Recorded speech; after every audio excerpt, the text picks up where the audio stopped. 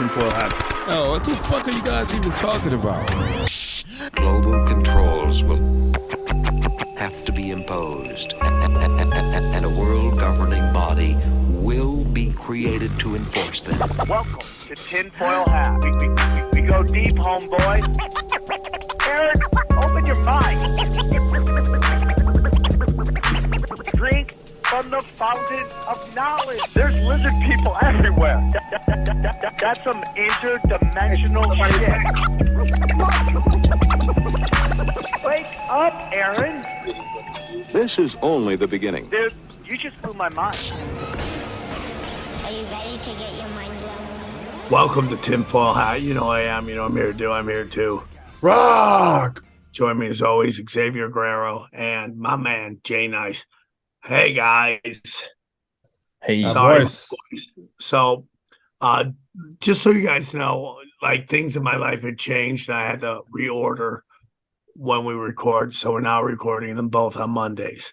And knowing my luck, the first time we do it, I throw out my voice. So I'm sorry. But man, we got another killer show for you. Okay, we have Ian Ferguson from White Lotus of Light on. I've been talking about this guy forever, and he did not let us down, man. He came on here and crushed it, knocked it out of the park, and it was a great conversation. So did you guys enjoy it? It was great. Absolutely. It was great. Yeah, he dropped the hammer of the gods, like you would say. Thank you, brother. So we're going to keep this intro short again because of my voice, and there's a lot of stuff going on. But really, go check out tonight. If you're in Long Beach, go grab your tickets now to Tinfoil Hat Comedy Night. We're at Harvell's. Grab those tickets at samtripoli.com. Bakersfield on Saturday at the Well Comedy. Then we're going Spokane on the February 24th and Tacoma February 25th. Anything else, guys? New Broken Nope. Sim is out there. Check it out. We talk about the Machine Gun Kelly incident, and we'll have another one out soon. Yeah, and YouTube actually hit We Don't Smoke the Same. They hit us hard, so try to get us to 10,000. They're not notifications no more, so if you're a fan, just tune into our YouTubes and Instagram and shit like that. All right. I love you guys. Great. This is a great show. Enjoy it. Hope to see you in Long Beach. Hope to see you in Bakersfield. Enjoy the show. We go deep, homeboy. Aaron, open your mind. Drink. All right, let's get into it. I'm very excited and giddy for this episode. I love his YouTube channel. You've heard me talk about him on all my podcasts, and I'm very excited to have him here. Please welcome from the YouTube channel, White Lotus of Light, Ian Ferguson. How are you, brother? Oh, thank you, Sam, so much. What an honor to be on this show. You've been doing really good work, as far as I can tell, for like a long time. And as I say before the show, I love how you mix like really intelligent, well thought out, open-minded, but also like that pyrrhic skepticism where you want to see, you're like, hey, I'm open to anything, but show me something, you know? Like, I love that attitude. To me, it's like how we all should be, really. You know, it's more open-minded, but also discerning, you know? And then the comedic content is, you know, there's always a few awesome zingers in it where you shred someone down that's really funny. And so I love this show. And thank you so much for having me on. And thank you, Zavi and Johnny, as well. Yeah. That's Xavier. That's Johnny. I should have introduced you earlier. I'm sorry about that. I was just reading the thing at the bottom, and I was like, oh, he goes by Zavi, but Xavier. Cool. Don't worry about Of course. it. Xavier's out. You're in. You're on the show. Dude, you're on a high pedestal. It sounds like, Mount Yeah, Rushmore's dude. coming. Mount Rushmore's coming. So yeah, no, I'm we're very ready to go. excited, man. And when I found your episode, I was sharing it with everybody because it's such great information, and you really broke it down. And for me, and I want you to tell people about yourself, but for me, it's like everything you say was talked about were just another piece of this puzzle. Like, does it just click in? Does it, or do I have to force it? And I felt like everything you were talking about just clicked for me. And, you know, the style that I do is very much like Art Bell. I don't mean to do it. That wasn't what I intended. But when I listen to Art Bell for that hour that someone's on his show or was on a show, he would just let them go and let them talk and wasn't going to challenge them and all that stuff as long as they didn't say anything too crazy, but gave them an opportunity to give their side of what they want to say. So I always enjoyed that. So Ian, before we go to any farther, can you tell our listeners a little bit about yourself and where they can find you?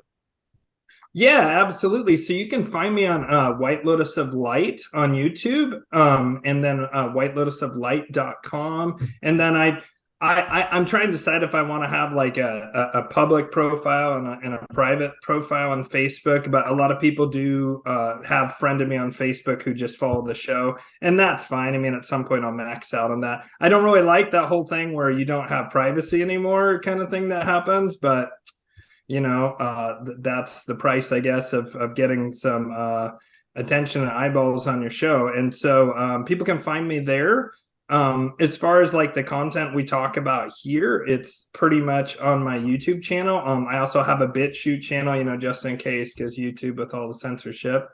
And a bit about me. So the main thing I do is I'm a Vedic astrologer. That means that I practice Jyotish, or the science of light. That is the astrology of ancient India, which is a bit different from the kind of astrology probably most people know, which is the Western tropical zodiac astrology. I actually study that too, and I'm not one of those people that thinks it's one system or the other. I actually think both work. I just think they do different things.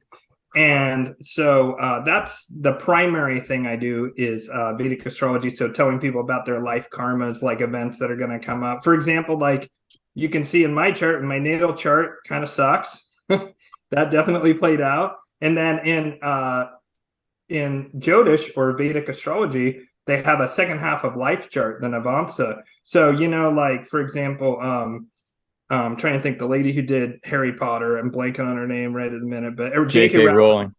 Yeah. So like, I haven't 100%ed on this yet, but I'm just going to use her life as an example. And that is that, when she was like 39, she was out behind the Sainsbury's getting food before they put it in the dumpster. She was on the government dole. And by the time she was like 43 or 44, she was a billionaire. It literally was like a 5-year period of her life where she went from being a welfare mom to being a billionaire, or very close to be a billionaire. It might have taken like 6 or 7 years, but it was insanely fast. And another example that I definitely can vouch for in terms of I've looked into the astrology deeply is George W. Bush. Like before 40, he's washing out of the National Guard, cocaine use. Nobody in the U.S. knew who he was at all, I guarantee it. And then he, obviously he had daddy connections. All it says in his chart is super powerful father, super powerful older siblings, both of which were true. But his second half of life chart is just completely insane. By the way, can we swear? Can we drop F-bombs? Yeah, lighten up. Yeah. Yeah. His chart is, and I will say it, fucking insane. Like his second half of life chart is just completely off the charts powerful, like global figure in history, right? We're talking about Bush, the shorter and dumber, right? W. So when he turns 40, he first his daddy hooks him up with Arbusto oil, and then he goes and he owns the I think it's the Texas Rangers. I can't remember, some Texas baseball team. Yep. And then he became governor of Texas, and then by the time he was my age, he was president. So he went from nobody knew who he was, other than the Coke dealer probably knew who he was, but nobody knows who this guy is. And then he's the most powerful person on earth. Boom, like that. And it shows it in his chart, and it shows that dichotomy. In my chart somewhere, it's not that badass, nor would I want to be president, God forbid. But it does have that like extreme dichotomy. And then my first 40 years just kind of sucked ass. And my second 40 have been like way better and way more interesting, because I really just sort of took a lot of gambles and went in the direction I wanted. I love that. I love that. I was check to check till I was 43 years old. Oh, really? I'm very blessed, and not as big as some, but it's this saying I recently heard on Sports Talk from Colin Cowherd. He said, "Watch out for trying to be happier than happy." So like I've been really content with where I am, and if more happens, that's great. But if this is as good as it gets, it's a pretty good life, So these charts, I love Vedic astrology. I got a book, Vedic astrology for beginners, and I read the first page. I'm like, this is already Chinese. It's so complex and interesting. But I've always thought it was like, obviously you get into the occult and you get into the Hermetic principles and all that stuff. And, like whether the on so above, so below, right? Like this kind of reflection or, what's on the inside is on the outside. But also it's like the stars and what's happening down here very much, coordinate with each other. And they're almost like a reflection. And that to me goes, well, what does that make where we are? What are your thoughts on where we are? Well, what do you mean? What do you mean where we are? Do you mean like spiritually? Do you mean like physically? Like I'm not All of it. Like what is this? Like that's the $1 million question. What is all this? Like where? Whether you're a flat earther or a simulation guy or a realm of consequences. Like, what are your thoughts on all that? Because I'm open minded to any of it. Yeah, I mean, gosh, that's such a broad and deep question. One thing I would say is just to comment on like why I think astrology and like really all divination works is that the universe is both holographic, meaning that every part contains every other part, and or it's fractal, right? So it's all like everything is contained within itself and everything is kind of a reflection of everything else, which seems strange because there's so much differentiation. But in this case, that as above, as so below principle means that you're looking at, with a particular focus, a little chunk of the universe. And within that, you're seeing symbols. And if you read those symbols right, it's going to tell you about everything that's going on in a certain symbolic way. And the ancients discovered that one of the most effective sort of like, how like if you zoom on something, it looks like nothing, and then you zoom out and then you see a picture, or it can happen in reverse, right? So they found that a useful frame, like a useful area to sort of zoom in on to do this kind of divination was the stars. I mean, I have thoughts beyond that, but I'm just explaining like it's something that I think your more science-minded viewers might be like, whoa, maybe there is a little something to that, So the universe is fractal in nature. So I can look up at the stars at the moment someone's born and see what the karmas are of their soul as they come into the world. And of course, that's where you're going to lose people who are more scientifically minded. But I would argue that we would have an explanation for almost all these very consistent esoteric and occult principles that have existed since ancient times if we took science in that direction. I also would not be surprised if the elites did do scientific research behind closed doors. We know they have to some degree with the CIA, right? With remote viewing and all kinds of crazy stuff, and actually straight up magic. One thing they haven't released a lot about, which I find interesting as a practicing magician, is ritual magic specifically. They talk about like group intent and how it can change things if people have like group intent and they focus their mind on something, but they seem to shy away from talking about ritual magic or studying it, or it's like deep classified kind of stuff that they've never, ever released. That is also a possibility. But so I think the universe is, one way you could describe it is that it's the mind of God. I mean, this is what the ancient Vedic texts say, is that all is Brahman, which is just this like ultimate consciousness, and everything exists within it. And that explains the Hermetic principle of mentalism, which says that the universe is mental in nature and that our thoughts actually literally impact the universe, because we have our own little sort of smaller human self, and then there's the great cosmic, consciousness, and the common surface layer is mind. The mind that we can interface with and the mind of God has a common surface, which is our mind. And therefore, it's a two-directional thing. We're both a receiver, we're a transceiver, we're both a transponder and a receiver. And so like a lot of the thoughts we have just are actually what we're tuning into, kind of like a radio dial. But our thoughts also can end up changing reality to some degree. And the more of us that think in a certain direction, the more likely that becomes, especially if it's a smaller change. The bigger the change you try and influence, the more difficult that is to achieve. But this is why you see so much stuff. A lot of people talk about this revelation of the method, and where they're doing these crazy like Super Bowl halftime shows, or like the most obvious stunning, and I don't know how anybody could watch it and not go, wait a minute, is the 2012 Olympic Games opening ceremony. Have you seen that? Yeah. It's just absolutely insane. I mean, they have a coronavirus, like the little spiky TikTok nurse dancing. that honestly, like of all the stuff, like every time I think about that, it just sends a shiver down my spine. I don't even fully understand what that's about, but I think there's some kind of like dark occult significance to that act that I haven't quite, like, I don't understand the symbolism behind it, but I always find that particular thing chilling. Yeah, the dancing nurses, I mean, it's insane. And then the giant skeleton, like wizard guy with the bone wand, exploding wands. Like, viewers, if you haven't checked that shit out, check it out. And so why might they do something like that? Well, what they did is they put all this symbolic information into the subconscious of everyone who viewed that. And most people, being not magically savvy or esoterically savvy, they just were like, that was trippy. I'm definitely going to remember that, but I'm not really going to think about it. Yeah. And that's exactly what they want. Hey, guys, real quick, I want to tell you that this episode is brought to you by the free 5-day CBDC opt-out challenge. Have you guys heard of CBDCs? That's central bank digital currencies.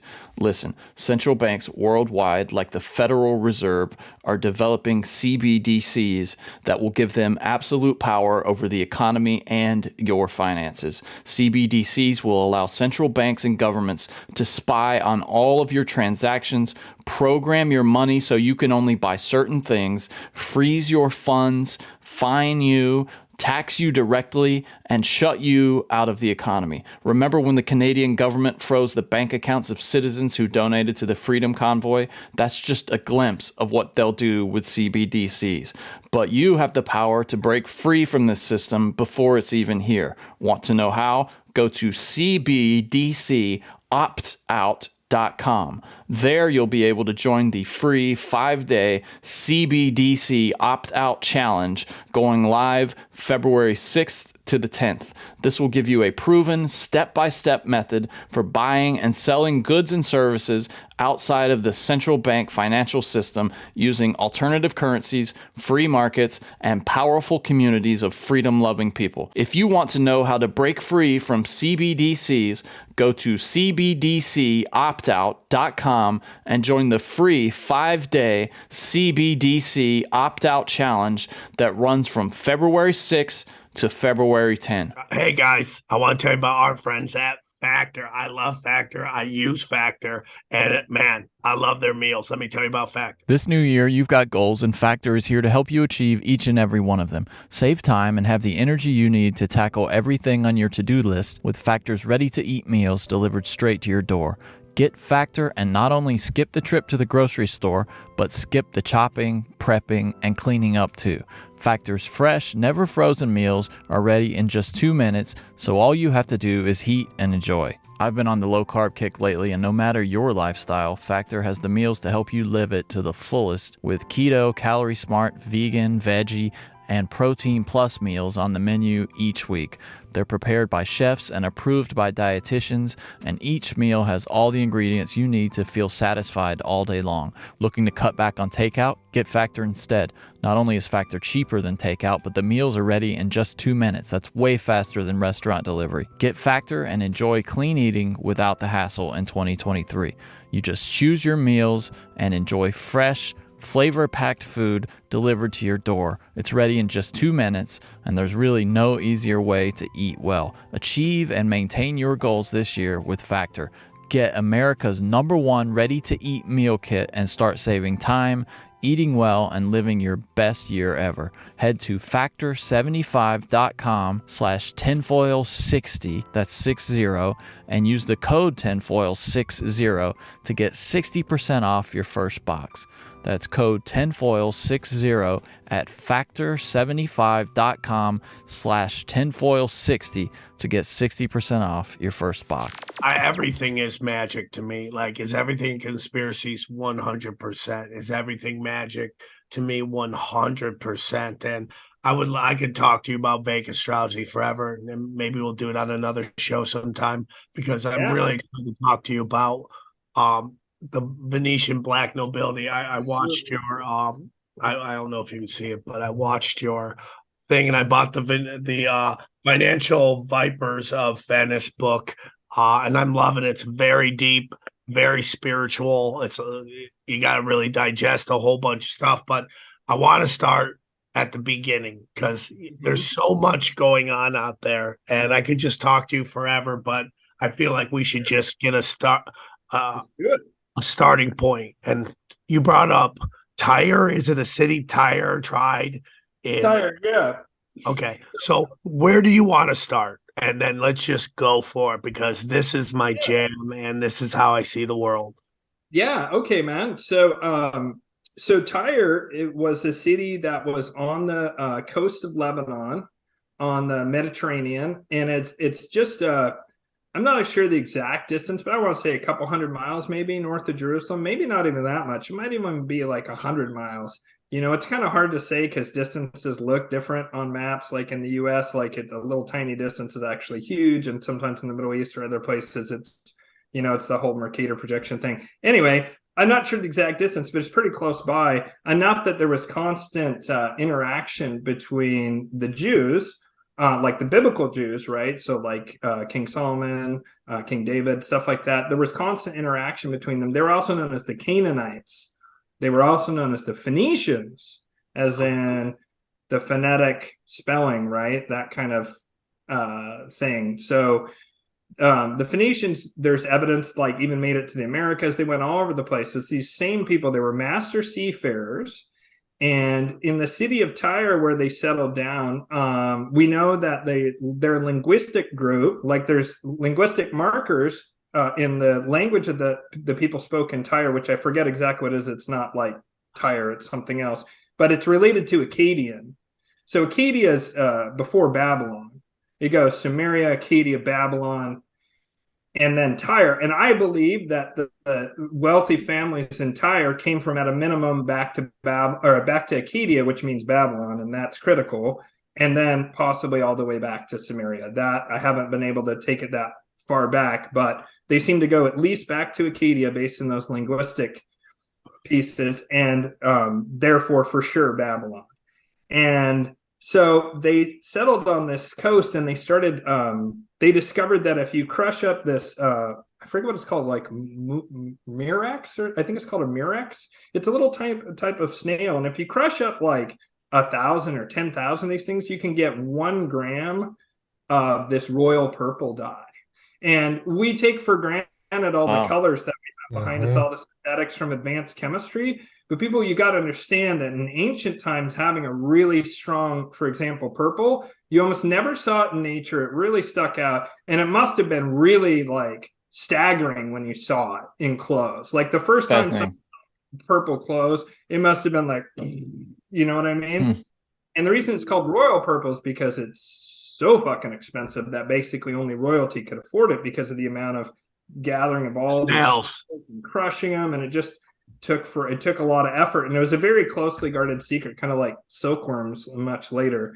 So they settle up there and they make quick.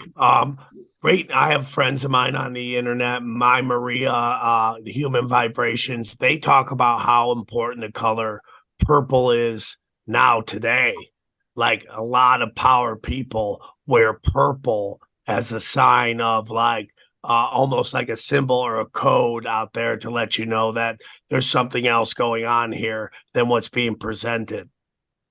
Yeah, I mean, there was that whole thing where Hillary wore that purple, actually, it's probably the best I've ever seen her dress. Not that that's a high bar to casually stroll over, but she was really sharply dressed in her concession speech to Trump, where she also was like, there were people who were theorizing that they were going to go to like a Soros-style color revolution, and that it would be called the Purple Revolution, was what people were saying. And Bill was wearing a purple tie, and basically, like, what I took that particular symbol to mean is like that the Molochian, we'll get into that, the Molochian elites of both the Dems and the Republicans were coming together and were saying, we're going to fuck Trump.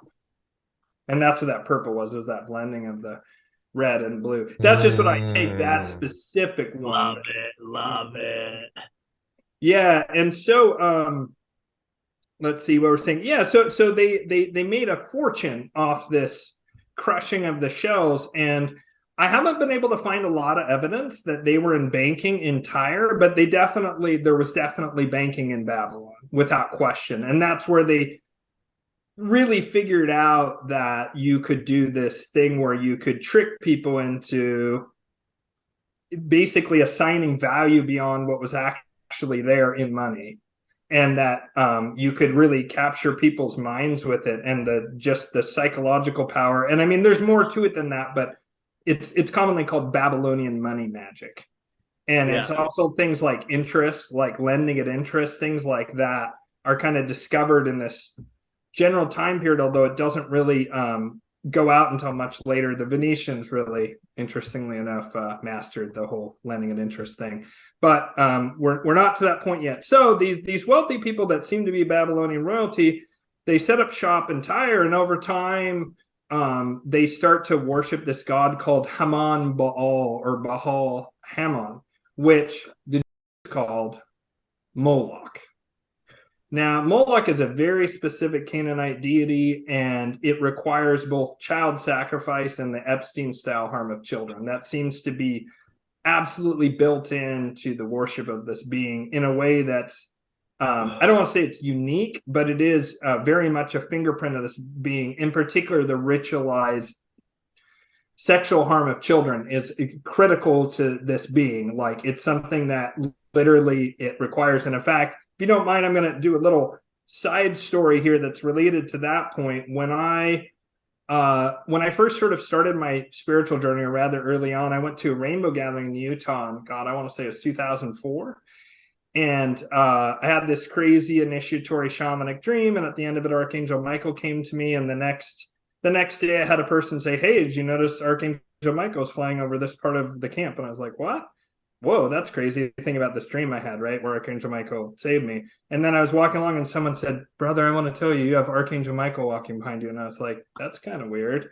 And I went a little bit further into this rainbow gathering, and I see this man who's carving a totem pole, and he looks up at me, and this guy looks like Gandalf, and he's actually half Inuit, right? Like a Eskimo, and half Siberian, like from someplace in, I want to say Kamchatka, I think it's called, but the extreme northeastern Siberia. And so he's from a literal shamanic line. A lot of people talk about shamans, and they call like someone from South America or wherever a shaman. They're not actually, technically the only real shamans are in Siberia. There's a lot of people who are whatever kind of medicine doctors or whatever, spiritual figures, but a shaman really specifically means the people in the Siberian steppes who were the holy men. And so this guy had been trained in that lineage, and he was carving his totem pole, and I was just totally attracted to this guy and went right up to him, and he looked up at me and he goes, "Oh, you have Archangel Michael behind you, and you're going to start training with me." And I was like, "What?" And wait, what? You know what I mean? Like, because I wasn't like a muggle at this point in time, but like this is early in my journey. And to have this like 3 people in a row after I have this crazy shamanic initiation journey, and then I meet an actual literal shaman, and he started teaching me various things. And one of the first most early things he said to me, and he was really emphatic about this and was like, "Look me dead in the eye when I tell you this." He said, "The number one thing we as white magicians or light workers or whatever, I don't really like that term, light workers, white magicians must do, shamans, we need to stamp out pedophilia above all else. Nothing else matters." He basically said nothing else matters. And I was like, "Hey, I totally agree. Like, we need to get rid of it." And he's like, "No, you don't understand. Let me explain why." And he said, a few thousand years ago, and I'll just say it was 6,000 years ago, and I'll just say it was at the beginning of the descending Kali Yuga, or right around that time, there arose Moloch worship in the Near East. It may have not been called Moloch initially. It's also the lower aspect of Saturn, but this arose, and according to him, according to the shaman and what he had been told by someone actually in Nepal, this Nepalese Lama that he trained with, he had been told that basically dark magicians approximately 6,000 years ago were told there's a greater power that you haven't yet worked with. They were already working with demons of various kinds, and some demon came to these black magicians and said there's a greater power. And they were like, "What could be greater than what we're already working with?" And they're like, "Well, in order for you to even conceive of it, first you have to start harming children." and you have to do it in a particular way. And it opened a portal to like the lowest part of the astral realm. And then Moloch was able to reach in and touch the world. And that's why everywhere you turn, one of the hallmarks and things to look for is harm of children. And where do you see it popping up? You shouldn't necessarily think that that contains the entirety of an organization because there's someone in it who has that. But if you start seeing it a lot, you can know that that organization is largely dominated by this entity, by this demon god, basically, which is Moloch. And so you said that Moloch goes all the way back to who's the god of time? Kronos. Well, Kronos is the Greek name for Saturn, and so it's the same thing. I mean, that's the thing, is like Moloch worship, and that's just a name that the Jews use. I mean, it's not even the name that the Tyrians use themselves. They just basically called this being the Lord, right? That's what Baal means. And then I forget exactly what Hammon or Ammon means, but it just basically means like the Lord. And so that being has been worshipped probably many times over human history, probably with different names. I mean, we have at least 3 names that we call this being, right? Haman, Baal, Moloch, Kronos and Saturn. I mean, so if we have 4 names, I would also argue that when people are saying Satan, there's a lot of confusion about this. Satan simply means the adversary, and the clear and obvious adversary of the Jewish people at the time when this word was coined was Moloch. It's Moloch. The problem is that when everyone thinks of, like, let me ask you, what do you think of, just tell me what image comes to your mind when you think of Satan. What do you think Satan looks like? There's not a wrong answer. I'm trying to point something out. What do you think it looks like? I mean, like red dude with big horns and long fingernails. And he's just, black. Hoof feet, right? Hoof feet, all that stuff. The tail. Right. And so that's actually an image of Kronos, which is the Celtic god of the hunt. And it's sort of like talking about how there's an intimate connection between man and nature, because like from the waist down, there's these impulses of like the goat and horniness. It's also Pan in Greek culture, right? It's essentially the same being. But the Vatican wanted to wipe out the worship of Kronos in particular, because that was arguably the most popular and powerful Celtic deity. So they started, when they'd say Satan, they started using this image of the Celtic god. But I assure you that in the Bible, they were not talking about the Celtic god Kronos. They were talking about Moloch, which is very different. And I just say that because there's a lot of confusion on this subject. And part of it is because there's a lot of, when you suddenly realize, gosh, it sure looks like evil Satanist warlocks run the planet. Yikes. Like, a lot of people are going to go, well, what the fuck do I do about that? When they realize how overwhelming and pervasive and powerful it is. And for a lot of people, they're like, I'm going to go back to what I was taught when I was a kid, or what my grandma was always trying to tell me. And they become Muslim, or they become Jewish, or they become like born again Christian or whatever, right? The last one being especially very common in the US. And there's a lot of real dichotomy thinking. You go to my church, specifically my church, or else you're bad, you're misled, and And there's lots of factionalism even within Christianity. And so people get sloppy and they start saying, oh, Satan is Lucifer, is the same as Baphomet, is the same as Moloch. Those are 3 entirely different, couldn't be more different deities that are all very distinct, have very distinct personalities and very distinct, I would say, agendas to them. And they exist both independent, in my opinion, they exist both independently, as in they exist the same way we do and have self-awareness and are an intelligence. But another way you can put it is they are also an aspect of the human mind, right? These different beings are sort of aspects of the human mind that we're then externalizing as this God. I think both are actually true, but you can use that second frame if you prefer. And so even within that frame, Baphomet, which is that goat that everybody shows, the goat man / woman, if you look at that symbol carefully, It's a merger of opposites. It's man and beast. It's got, you know, up and down, right? That the pointing thing. Yeah. It's got breast and it's got a phallus, right? It's got night and it's got day. And so it's a merger of opposites. And that God is actually a God of alchemy. And it's the 0 point God in a way. I mean, it's at the absolute point where all opposites merge and then they do into something else. So then people say, well, but I see this Baphomet character all the time associated with evil acts. You're not wrong. The thing is, Baphomet's totally neutral. So you can appeal to that God, regardless of what your agenda is. And the God's like, oh, you come seeking transmutation or transformation? Let's do it. And so if you're evil and you want to make the world more evil, you can come to Baphomet and try and transform the world through Baphomet into evil. Or you can transform the world through Baphomet into good. It depends on the intent of the person. Likewise, Lucifer is not the same as Moloch at all.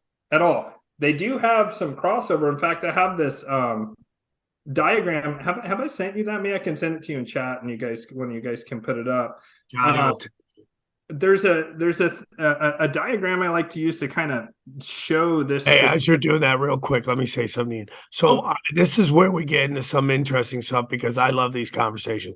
There's a lot of you out here that might be listening and you have your beliefs and your religions, and this show's all about you loving you and you loving and believe whatever makes you be a better person and treat your fellow men well.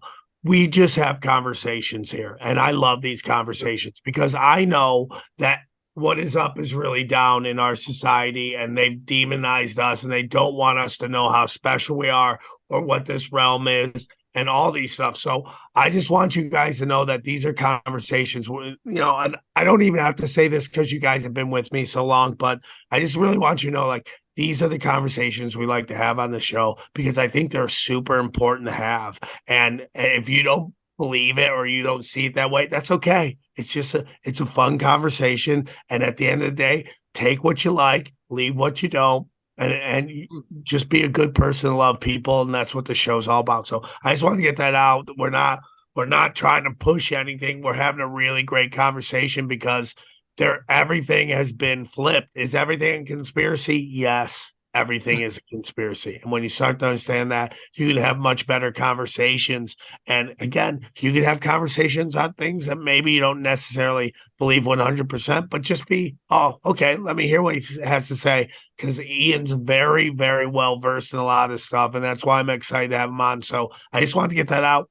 Everybody comes in with what they believe. You're more welcome to leave with the same feeling right there. It's just, let's have a fun conversation that you can't have everywhere else. So go on, Ian. Sorry.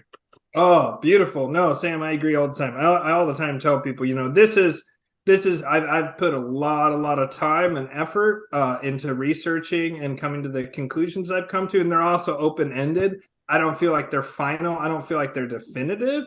And I think that anytime that I think it was Robert Anton Wilson said, certainty is the death of reason. And I think you got to be real careful not to be too certain about anything. And that's kind of, you know, something that I try and apply all the time on my channel too, for people to take what resonates and leave the rest. Because, you know, I'm not trying to convert anyone. I'm trying to just explain what I've discovered, and hopefully it's helpful to people. They're back. Let me tell you about our good friends at Manscaped, everyone. Breaking news, everybody. Manscaped now sells beard products. That's right. They are once again revolutionizing men's grooming with the brand new Beard Hedger Pro Kit. From a beard trim to a fresh shave, the technology behind the Beard Hedger Pro Kit allows you to shape your signature beard look. Now you can finally use Manscaped products to make your drapes match your carpet by going to manscaped.com and using the code TINFOIL for 20% off and free shipping. It's time to tame your mane. Nobody likes a weird beard, dude. So say goodbye to all your stubble trouble with Manscaped's Pro Beard Kit. I just got the Beard Hedger Pro Kit, and the trimmer is incredible. I was a little sheepish using it on my facial hair because there's not a ton, but I'm never going back. It's got so many adjustments, 20 hair cutting lengths. It's incredible. All with one guard. That's right, I'm talking about the Beard Hedger This thing is a juggernaut for fixing faces. First off, it's cordless. It has a rotary wheel that, like I said, gives you 20 hair cutting lengths, all with a single guard, so no more messy drawers full of extra add-ons. That's right, face grooming doesn't need to be that hard. You can get 20 beard lengths and just one guard. Plus, it's waterproof, so you can shave in the shower and avoid all the hair in the sink, and maybe your wife or girlfriend won't kill you. The titanium-coated T-blade is tough on hair but smooth on your face. The Pro Kit doesn't end there, though. They have also created 4 dermatologist-tested formulations for your post-trim care. First, there's the beard shampoo and conditioner, because you need to remember that your hair is different. Your beard hair is more coarse and easier to damage than the hair on your head. That's why this kit has shampoo and conditioner specifically designed to moisturize, reduce ingrown hairs, and replace the natural oils in your beard and promote beard health. Next, the kit has Manscaped's beard oil. This is an essential piece for your main facial accessory. No guy wants a dry and brittle beard, and the oil helps with that. And you cap it all off with the Beard Balm. It's a pomade that shapes, styles, and moisturizes. The Pro Beard Kit also comes with 3 gifts: a cool beard brush, a comb, and scissors to ensure that your beard is ready to impress. So get 20% off and free shipping with the code TINFOIL at manscaped.com. That's 20% off and free shipping at manscaped.com using the code TINFOIL. Manscaped Beard Hedger. 1 stroke, 1 guard, 20 lengths.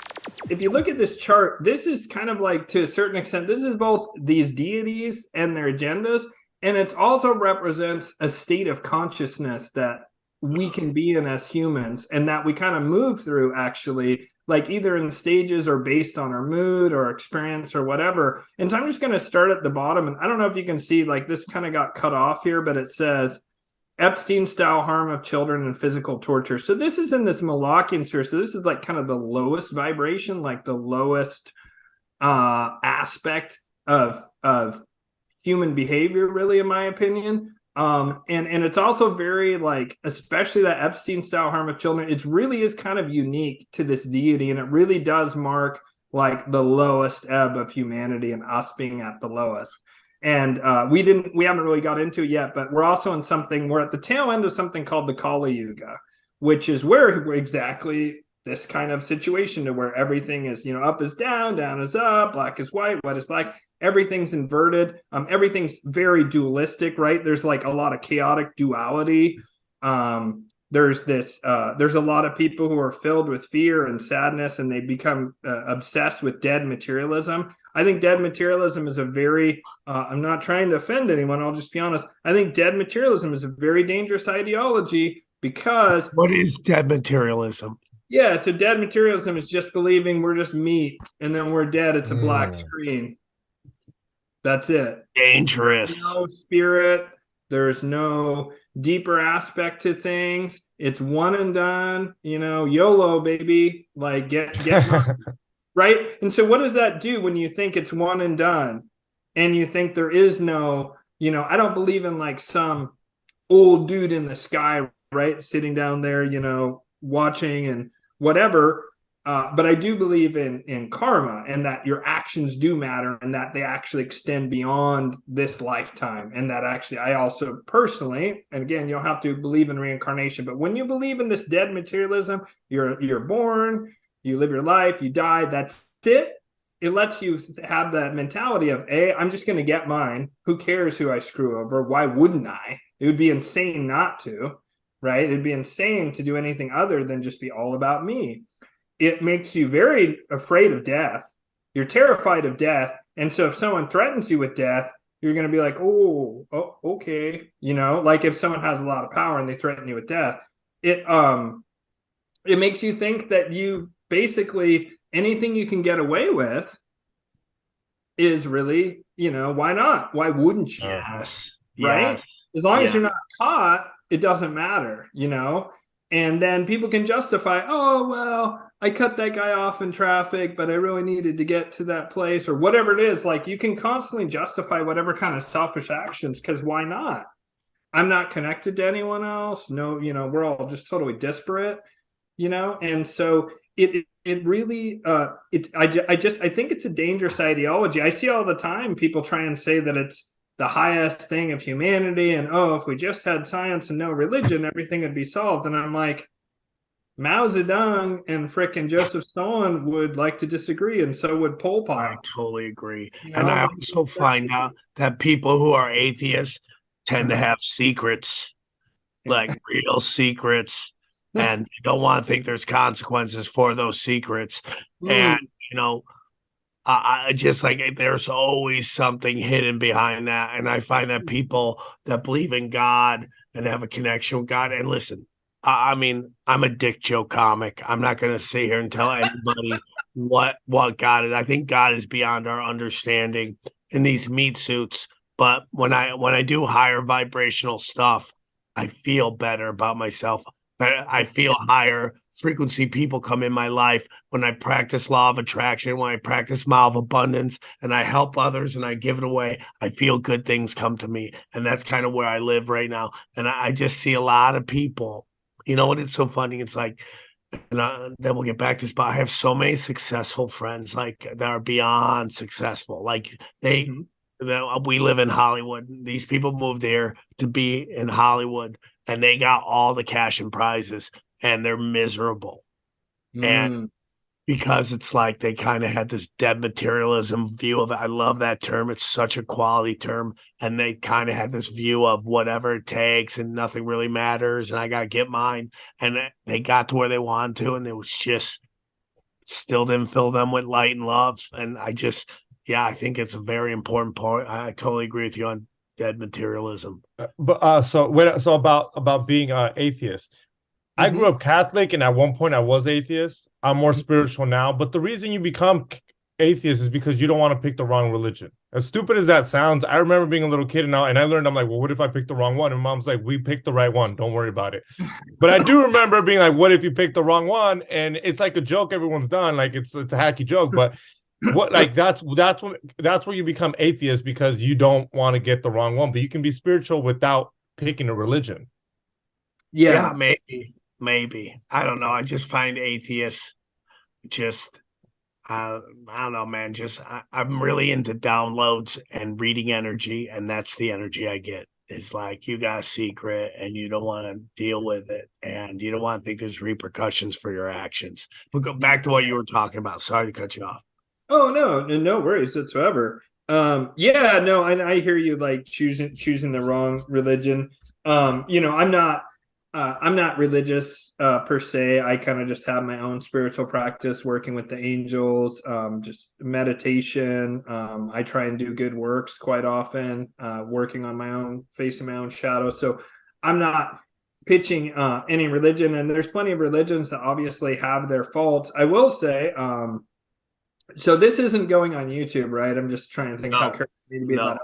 Okay, so like trying, but we're not going to do it. I do notice that a lot of people who are religious seem to be on the side of fighting against this global tyrannical bullshit, almost regardless of their religion. And I notice almost all atheists are lined up behind the Davos agenda, technocracy, and transhumanism and all that stuff. And it makes sense, right? Because these people are saying, they're dangling the ultimate carrot. Oh, you can upload your consciousness into the cloud and live forever, or we'll figure out how to clone your body and you can upload your consciousness into your clone. Like there's all this like whiff of that you're going to get immortality, which is funny because that's what religions offer too in a very different way. And so really, to me, scientism is its own religion at this point. I mean, the evidence is all around us. But we've totally digressed off the nobility, but we're going back to tired and the city, because I think it's very important. And I just want to say this because, on your video, you were talking about how it was the most fortified city ever. And the siege was so huge, and it was done by Alexander the Great. And like, to me, that says something to me, because I've always been like, why does the power elites have such problems with Russia? they've hated Russia forever. And I go, does this go all the way back to this battle and this attack? And we just see it over and over again with even like the Khazarian mafia. I don't know if you're into that as well, but the Khazarians versus Tatarians or Russia. I just find it interesting. So when you brought that up, it really resonated with me. So yeah, we'll get back to that. So yeah. It's interesting because I mean, some people, this is contentious too, but a lot of people say that Alexander the Great was of Scythian descent, right? And that basically most people who have light-colored eyes are of Scythian descent originally. What is Scythian?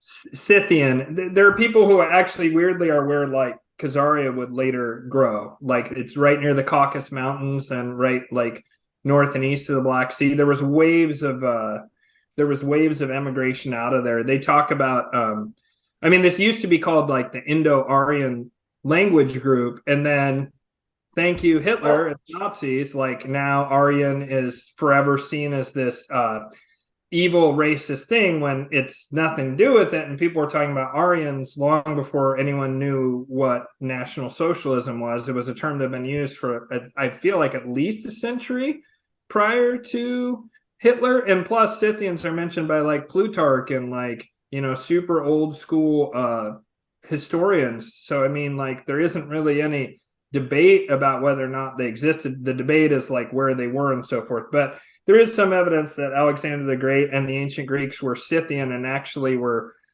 fair-haired and light-eyed, weirdly, and that modern Greeks are actually people who came in like a later migration. Anyways, just because you said Russians who are the same Scythian stock, and that thing between the Khazarians. And so I was trying to tie together what you're saying. Yeah, love it. I wonder about that. That is interesting. But so, yeah, Alexander took the city of Tyre in around, I want to say 323 BC, there around, something around that. He took Tyre in what's roundly considered like the greatest siege ever.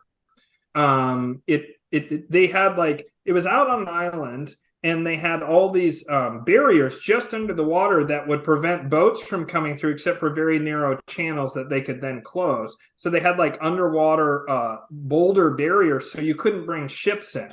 So you really couldn't come into it except for very super narrow area, and then they would just hammer that area with like, whatever kind of anti-ship stuff. And Alexander built bridges all the way over and also was like attacking with ships and just all this crazy shit. And there's plenty of great material out there on it if you want to go into that, listener. It's really fascinating if you're interested in history. But so Alexander crushes Tyre, and so Tyre also had a colony that I think predates Alexander, which was in Carthage. And Carthage is famous for the Punic Wars of like the General Hannibal, right? With the elephants and he tried to go in and take Rome. In Carthage, they openly worshipped, again, Moloch, Hammon Baal, right? And so when Tyre was crushed, some of the elites fled to Carthage, which then Carthage got crushed by the Romans. And at that point, elites from both went up to Rome. And they became basically senatorial families in the Roman Republic.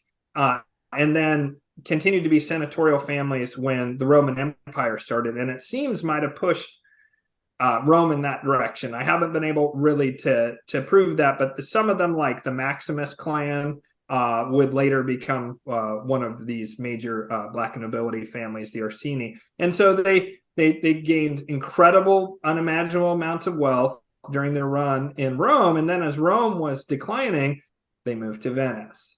And then in Venice is where they really, really, really sort of became who they are now, which is, I believe, the people who run the world. And these people were doing banking when Khazaria, which you mentioned, was still not even a khanate yet. It was still like various different tribes of people. And it was long before they mass converted to Judaism.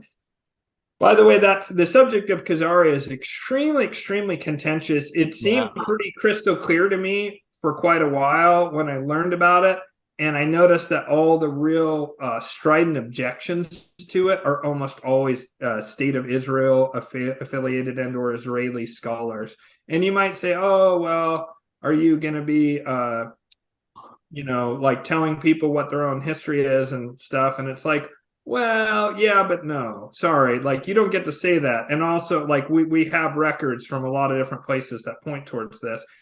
And it just makes a lot of sense because we know that there was the third uprising against the Roman Empire. And the first time the Jews rose up against the Roman Empire, right? And reasonable, right? They had been invaded. They rise up, Romans smash it down. They said, don't you do that again. And they killed a bunch of them for it. There was a second uprising. And the Romans, they killed a bunch of them. And they said, if you do that again, we'll wipe you out. They tried a third time to rebel against Rome. And the line of David was, unless people escaped, which I think some of them did, but the line of David was basically annihilated. And huge amounts of Jews were killed. It was some people sometimes referred to as the first Holocaust.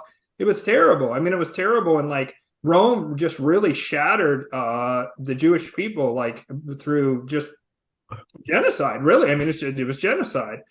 And so it seems that the majority of Jewish people, and I do want to say real quick, my son is of Jewish descent. Family members who I love very deeply are of Jewish descent. And so I do have skin in the game when I say all this. And that's why I try and thread the needle of the most amount of hate I get, Sam, is for this exact subject. Because Israelis say I'm anti-Semitic with talking about the Khazarian and black nobility. And, some Jewish people say that, and some people who are, I guess, sympathetic to Jewish people or whatever say that. And then I have a lot of true people or true Jew-hating people saying that I'm some goy, I'm a race traitor. Why am I trying to obfuscate the obvious hand, blah, blah, blah. Dude, I get it all the time. I hate it so much. The time. It drives me bonkers. And so the reason that I'm bringing up Khazaria with the Venetian bankers is my point is the Venetian bankers were really doing banking to some degree, those families, all the way back to Babylon. But when they get to Venice, they started bankrupting all the proto-European kingdoms just over and over and over and over and over again.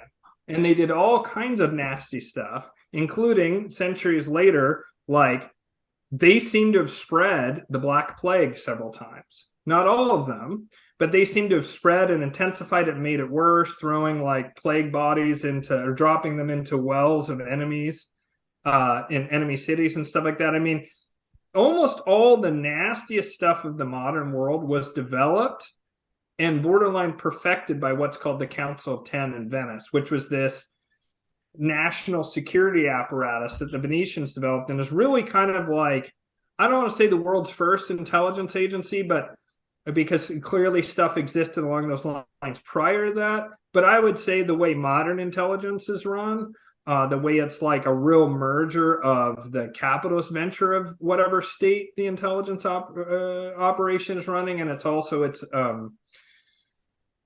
also like it's quasi-governmental and just like all the kind of stuff that we think about when we think of modern intelligence agencies. Really, the Council of Ten in Venice was where almost all of that stuff was perfected. Well, quick, also is, if you're asking me, Ian, I think all these intelligence agencies are Jesuit ran and go all the way back to the Vatican. And then now we're getting to the black nobility, black pope, gray pope, white pope. There's so many connections between the Vatican and these intelligence agencies. How many were started by Nazis? Where did the Nazis go? They ran to the Vatican to hide so they could get down to Latin America. I mean, how many of these organized crime organizations, especially in the West, have Catholic backgrounds, Italians, Latins, you go through that, they're all the Irish, all these mobs are all, and then you look at all the work that these mafias do with intelligence services and the connections between, the Nazis came here and basically set up the CIA. We had the OSS, but then they came in and set up the CIA. So, I mean, and they want to act like Israel and MI6 and CIA are all different, but I think they're all just the same organization with different names depending on the region. And, they work in places the other ones can't, and they all work together, and they all, in my humble opinion, are the basically law enforcement for the elites, which to me leads to the black nobility, if you're asking me. Yeah, I think that's very well put. There is a lot of evidence that intelligence agencies have tremendous crossover and overlap. Certainly, there's no question that the Five Eyes intelligence, which is all the English-speaking countries, like they're all very close to one, Hydra kind of, thing. I mean, it has multiple different heads that all have like their same agendas, but it's really there is a singular body of like the Anglo-American whatever empire, and there is evidence that even during the Cold War that there was stuff going on between like the CIA and KGB were having like, secret conferences. There's lots of rumors about meeting beneath the ice caps and submarines and crazy shit like that from the 60s, 70s, and 80s. I mean, there is a lot of evidence that there was extreme working between like the KGB and CIA, and considering that the CIA was Nazis and the KGB is the Marxist Bolsheviks who were propped up by the City of London and Wall Street yet again, and that's who funded them, and that's also who propped up and funded the Nazis. So I mean, you start to wonder, like, where do the lines lie between these agencies, or are they just one a weird hyper-organism like you're positing there? I don't think that's an unreasonable conclusion to draw, and certainly there's something to what you're saying. They absolutely communicate and coordinate with one another, and sometimes one agency will do something that's completely not in the best interest of their country. Example, KGB and the Berlin Wall coming down, right? And just all the looting of Russia that happened directly after, that was absolutely facilitated to some degree by the KGB, although there were dissenters in it, like Putin, right, who were nationalists. But like for sure, like there was a bunch of KGB that clearly were working with the CIA, and they probably got handsomely rewarded for it. And they, to some degree, backstabbed the USSR, although the USSR being so horrible, I'm not against it. So I would say to some, I think there's a lot to what you're saying there. But getting back to the Venetians, they were doing banking and they had all these intelligence agencies, and a lot of the stuff that people think of, like if you look at the protocols of the learned elders of Zion, right, which is something that a lot of anti-Semites like to point to, and they go, look how much of this shit has come true. Well, yes, they're not wrong about that. And they're like, well, look how many of these people who are higher up in these organizations who've implemented this plan, they're Jewish, right? And you can't help but notice that there's extreme overrepresentation among billionaires, the media, and banking in particular. And media and banking, that's what Venice really perfected a long time ago. Again, maybe not the media part, but the banking part, they had perfected long before the Khazarians were doing any kind of banking of any kind, long before, so-called bankers. So what's the connection? How are those two related? So what I see is that when the Russians, proto-Russians, crushed the Khazarians, right around that almost exact same period of time, right? Oh, let me go back. Khazar, real quick, for people who don't know, is this kingdom along the Khanate along the Black Sea, and around 600 or so AD, and this is the super contentious part, but we have source documents from the Almohad Empire on the Spanish Peninsula. They were very favorable and friendly to rabbis, and there were like the Sephardic and what's the group of the Jewish people that went to the, anyways, doesn't matter. There was a Jewish population, and I forget the exact like name of this group, that were like on the they were welcomed by the Moorish people who were on the Spanish Peninsula, and like that was during the Muslim rule of that peninsula, and they were very friendly Jewish people. And there's a letter between a very powerful person there among the Almohads and Khazaria talking about the mass conversion to Judaism, and they wanted to talk to some of the learned rabbis who were there and have rabbis come up to teach them and so forth. So there's source documentation on this. It is a little threadbare, but there's enough to satisfy, and it explains a lot of strange historical things of why there's this wave of Jewish immigration that seems to happen around this time, right, into Eastern and Southern Europe.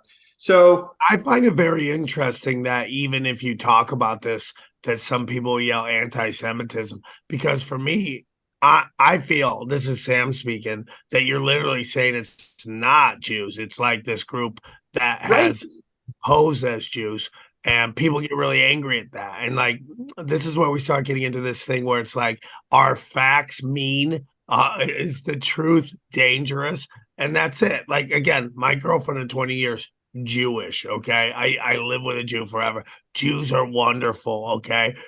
But just like when people are like, oh, white people are the worst, you're like, all the white people I know are great. Are there white people in Hollywood in Washington, D.C., pulling some stuff? That, yeah, of course. Like, yeah, we got to get away from labels and start judging individuals, even though we're going to get into some of this a group think. But I feel like people need to stop internalizing everything like you're criticizing you. We're not. We're criticizing individuals and why, or we're questioning individuals on why they act like this and what is the hive mind that comes with that.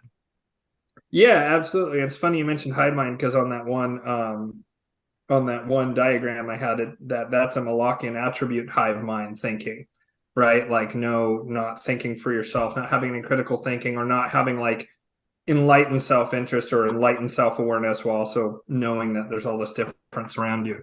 But so the reason that this is important is, and the reason that this is so contentious is very simple. Israel. If the Ashkenazi Jews are indeed Khazarian, that undermines this insanely bullshit, ridiculous notion that the Jewish people had a right to go in there. They're there now. So we need to figure out like a negotiated settlement between the Palestinian people and the Jewish people. And I don't know what that looks like. That's way above my pay grade. But the reason that Khazaria is so hated is political. It's because I'm with you. And listen, Ian, there's a lot of things going on here. First of all, I'm Armenian. I have 1915 tattooed on my back.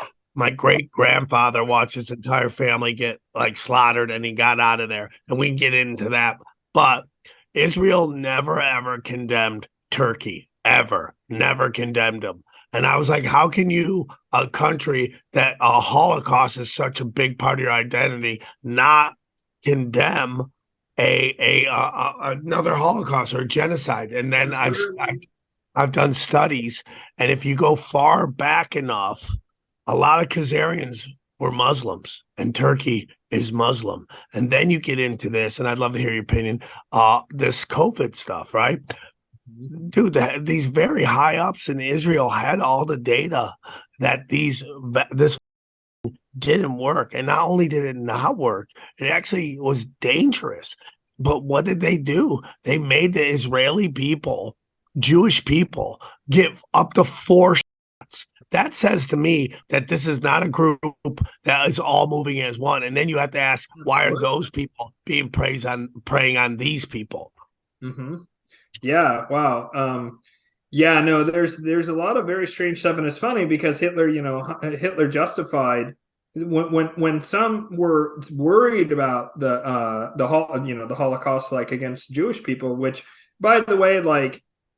I think people get caught up in things like numbers and the 6 million figure and all this other kind of stuff. Look, I've been to Birkenau and Auschwitz, and you can just feel the energy there. I don't think there's any doubt that a lot of, a ridiculous amount of Jewish people, a ridiculous amount of gypsy people, which is never talked about. That's actually the biggest group that was killed, the Roma people. A lot of people who were disabled, a lot of people were killed. And then some people will be like, oh, there was no gas chambers. Oh, well, they died in slave labor camps instead. Wow, that's so much better. Thanks, guys, for revealing this historical truth that's been so suppressed. And like, has it been ginned up and used and whatever? Sure. But Hitler, when he was justifying the Holocaust, some people in the high command are like, that sounds like that could go badly if we try and do what you're suggesting. And he said, nobody cares about the Armenians. Nobody talks about it. Yeah. So literally sided 100%. And so it's kind of creepy, and history is so much more complicated than they think. Like, a weird thing on the flip side is Netanyahu said something that I was certain was false, was that Hitler talked to the Grand Mufti of Palestine and that he was the one who suggested killing all the Jews. And I was like, oh, that's got to be bullshit. It's true. What? It's true. Yep. It's true. Whoa. Did go and talk to the Mufti. And did you know that the original Islamic radical terrorists were trained and funded by the Nazis? And in fact, the Nazi International runs Islamic terror, it seems. This is what I'm saying. History gets so weird and convoluted and like insane. And everyone wants this clear cut. Everybody thinks that apparently that the good guys are going to dress in white and the bad guys are going to come in full black body armor and go, I am evil. Yeah. You know what I'm saying? Nobody fucking does that, bro. Nobody's ever appeared on the world stage and said, hey, everybody, I'm going to ruin your life and kill so many people you can't even imagine. And I'm going to subject you to unimaginable horrors. Yeah. Like, oh, right, yeah. Nobody says that, guys. They come in and they say, we're helping you. We're protecting you. There's bad guys out there. Oh, no, there's some terrible virus. Give us power. Whatever it is, they always come in and say they're helping you, but only 100% of the time. They never announce themselves with the Imperial March from fucking John Williams saying that they're bad guys, for Christ's sake. And this kind of gets into like manifestation and stuff like that. I really wonder sometimes, Ian, if like what humanity would be like if there wasn't this Molochian group of people that constantly causing chaos and violence. Like the other day, just Antifa just showed up in Atlanta. And by the way, none of them live there. And they just all decide to show up at one time. No, there's a hidden hand there. The Gulf of Tonkin, the Laurel Canyon with the music. There's always a hidden hand that is trying to cause chaos. And so I'm always like, people want to blame and all this stuff. I'm like, you're ridiculous, bro. Like, that's low hanging fruit. It's too obvious. There's so many layers above that. They want you to believe it's them when they're just trying to live their life. Most people want to live their life, but we see when it's with Al Qaeda, ISIS, they're always funded by the same people. Yeah. All these false flags always funded by the same people, and it's not an Abrahamic religion. They wear those religions as masks so they can walk around and we don't take them out. That's why they do it. It's way above that. It's way above any Abrahamic religion. Right. Absolutely. And so like Khazari, just trying to bring it back, just to get this timeline out there, people should go watch the Venetian Black Nobility if they want to truncate. This is an amazing conversation. I'm loving it. But for people who want a little more, where I am able to at least be a little more coherent, like watch the Venetian Black Nobility thing on the White Lotus of Light channel. I get the timeline like much cleaner. So Khazari falls, and right around that exact same time, there's factionalism. That's another thing that drives me nuts. In addition to everyone having black and white thinking, people also are like the elites are monolithic, lockstep, perfect, singular unit. And I'm like, you'd already have a brain chip in you and you'd be eating the bug paste and you'd never be able to leave your house. Things would be so much fucking worse than you can possibly imagine if these people already had total power at the elite level. They don't need power at our level. If they have total lockstep control at the elite level, then we would be fucked. Clearly, there's factionalism.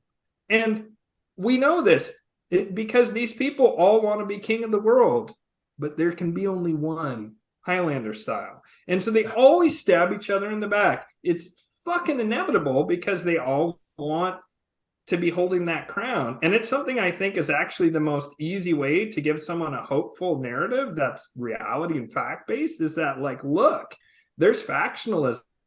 There's schisms in the elite. They circle the wagons for us, but they fight behind closed doors. And I tell you something, if and when they knock out the internet, they'll kill each other in mass. And it'll be It'll be like this. When it happens this time, it's not going to be like some very lengthy conflict between the elites, although there could be regional wars. When the real elite fighting happens between the groups that I call the Luciferians and the Molochians, it's going to be over real fucking quick. It's going to be talking about because of advanced technology. And you're talking about when the internet goes out, that's when it's going to happen? Well, that's what I think, because think about it, right? Let's say that you're a group that's trying to take power. You want to be able to control the narrative around it, right? And so in order to do that, you need to not really have any narratives floating around while you take care of business, while you round up these guys and whatever. And then you go, okay, we're going to blame the Molochians for 19. We're going to blame the Molochians for the Epstein stuff. We're going to blame the Molochians for central banking. We're going to blame the Molochians for all the fucking lies they've done around, I think I already said, but like I can already see what they're going to lay out for people and what the groundwork is being laid for. And then they're going to have Nuremberg 2.0. And people say Nuremberg 2.0 and they're like, oh, it'll be all good guys like it was. If you go and watch the original Nuremberg trials and you actually understand that event, that was a fucking kangaroo court and a half. I'm not saying the Nazis weren't evil and that they shouldn't have been fucking hung from the neck. They absolutely should have, but that was a show trial all the way. And they also were doing all kinds of damage control and trying to keep under wraps lots of stuff, in particular the thing where that guy Rudolf Hess, he said some crazy shit about that everyone was under mind control, and they're like, whoa, cut the mic, and they pulled him right out of there. And then they're like, the whole Rudolf Hess thing is very, very strange. He's so interesting. He's one of the most interesting people of the war. That guy's fascinating. And Bormann is the other one. Ian, I'm going to be honest with you. I don't think the Nazis lost World War II. I think Germany did. And I think absolutely. I think they made deals and walked right over there. And that trial was just like, oh, theater. And that's why all these Nazis just chilled in Latin America, and occasionally they grab one to make everybody happy. We're on Nazis, all these TV shows. Like, dude, there's whole villages down there. You're not doing anything. It's all theater. Yeah. San Carlos de Bariloche, where all the presidents go. Did you know almost all of our presidents at some point go down to San Carlos de Bariloche in Argentina to there's a particular resort at a lake, and almost nobody talks to us. Obama went. I don't know about Trump or Biden. I haven't seen on them yet, but Obama went, Bush went, Clinton went, Bush went. I mean, it's basically everyone for the past, like, since the end of World War II, just about. They all went down there. Makes you wonder. I also, wonder about stuff out in Antarctica. I mean, this is what I mean. Like, shit's so deep and convoluted and, like, strange when you get into the actual details. People want these, like, real cookie cutter things that are just so clean and perfect, and just that's like, where is anything like that? Name one part of your life that's that way, and very few people can, because it's really just not that's not how reality works. So do you think the black nobility is Molochian? Yes, great question, because I want to real quick go back and say that the Pope, and I'm going to totally answer that question. The Pope bans usury at interest. And why did they do that? They did that because there's this factionalism, there's this infighting between elites. And the group that had control of the Vatican at that time wanted to cause problems for the group that was doing banking, right? The Venetians. So when I say the black nobility, I mean like various Italian blue bloods, but there really is like a distinct difference between the Venetian black nobility and some of these other nobility. But sometimes when I say the black nobility, I'll use it as an umbrella term. So it'll include like the people in Ferrara, the people in Florence, the people in Genoa, right? But those are the factions, is those different city-states I just mentioned, kind of create some of the factions. And then there's splits even within like groups like the Venetian black nobility, there's splits. And so the split happens where the Pope's like, I'm going to pull more power back into the Vatican and kind of fuck over the guys who are doing banking. And so what it said is, if you're Christian, right? Of course, they're not Christian, like you say, they swear that as a master Molochian. I can prove that here in a second. They said, okay, so we can't lend at interest. It's the death penalty because we're Christian, wink, right? And so they go, well, what are we going to do? Well, they right around that time, there started to be a pretty steady trickle of Khazarian refugees, Ashkenazi Jews coming in. So there was nothing in there that said Jews couldn't lend an interest to Christians. There was no ban against Jews or Muslims doing it. And Christians and Muslims were fighting pretty hardcore at that time, and it would have been considered unsavory to have a Muslim as your front man to do usury. Plus, Muslims outright ban lending at interest, whereas Christians, there's no, they kind of say it's unsavory, but they're not specific about it. In the Torah, it specifically says you cannot lend an interest to a fellow Jew, but you can to Goyim. You can with non-Jewish people, you can lend an interest. So the Venetian black nobility wanted to keep their whole banking empire rolling and continuing. So this is when all of a sudden the court Jews pop up, boop, boop, boop, boop, all over Europe. And they're basically frontmen for the Venetian black nobility. And one of the ways you can know that is, one of the things that the anti-Semites love to point out, and that Jewish people lose their mind over when they hear, right? It's this whole reactionary thing they do, is all these countries that Jewish people have been kicked out of historically. Well, it's true. That did happen. And there's like historical documentation. And it was always over the usury thing. And very often the kings or queens in that area would get a bunch of loans and be really deep in the hock to the Jews. And then they go, oh, these are naughty. They're bad. It's these damn Jews, right? And then they would, go and round them up and take their wealth. And this happened over and over and over again. And it seems that a lot of the elite banking families would get the memo and would get out in the dead of the night, but not always. And always, like, lots of Jewish wealth was being taken right back because there would be a purge and all their assets would be seized. Very similar to kind of like what happened in Nazi Germany, but in miniature, right? And so how do they then have enough bankroll to bankrupt another king, one after another, after another, after another, after another, for hundreds of years? There's no fucking way. It's because the Venetian black nobility were giving them their bankroll and their marching orders and had them underneath. And so I see that Jewish people have been used as frontmen for a long, long time. And what's more, I think the Venetian black nobility have even created something called an egregore. I interview a man who wrote a book about this named Mark Stavish on my channel. But to sum up, an egregore is simply like when you get lost in a crowd, is one way of putting it. I mean, this is just one very easy to explain example.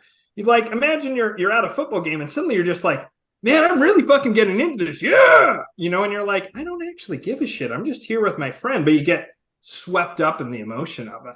What it is that the Raiders egregore is like roaring this magical construct, which is a whole assemblages of ideas and feelings and thoughts and emotions around the Raiders. So the Raiders has an egregore, and so would the 49ers. In a way, there's like this psychic fight going on between the egregore of the Raiders and the 49ers that's playing out on the football field down below. And people are getting swept up in the emotion of it, or Democrats and Republicans, or World Cup, right? And you should really see the egregore. You see the egregore of England or whatever that country it is. So it's sort of groupthink, but it's more than that. It's actually something to where a bunch of thoughts and ideas have become so powerful in so many people's mind that this sort of separate entity arises, and it has its own intelligence and its own sort of agenda to some degree. And I believe that there was an anti-Semitism egregore that was created by the Venetian black nobility intentionally as a psychic spiritual firewall to prevent people from getting deeper. And you can see this in the extreme reaction that people have to whether it's when it seems that something anti-Semitic comes up.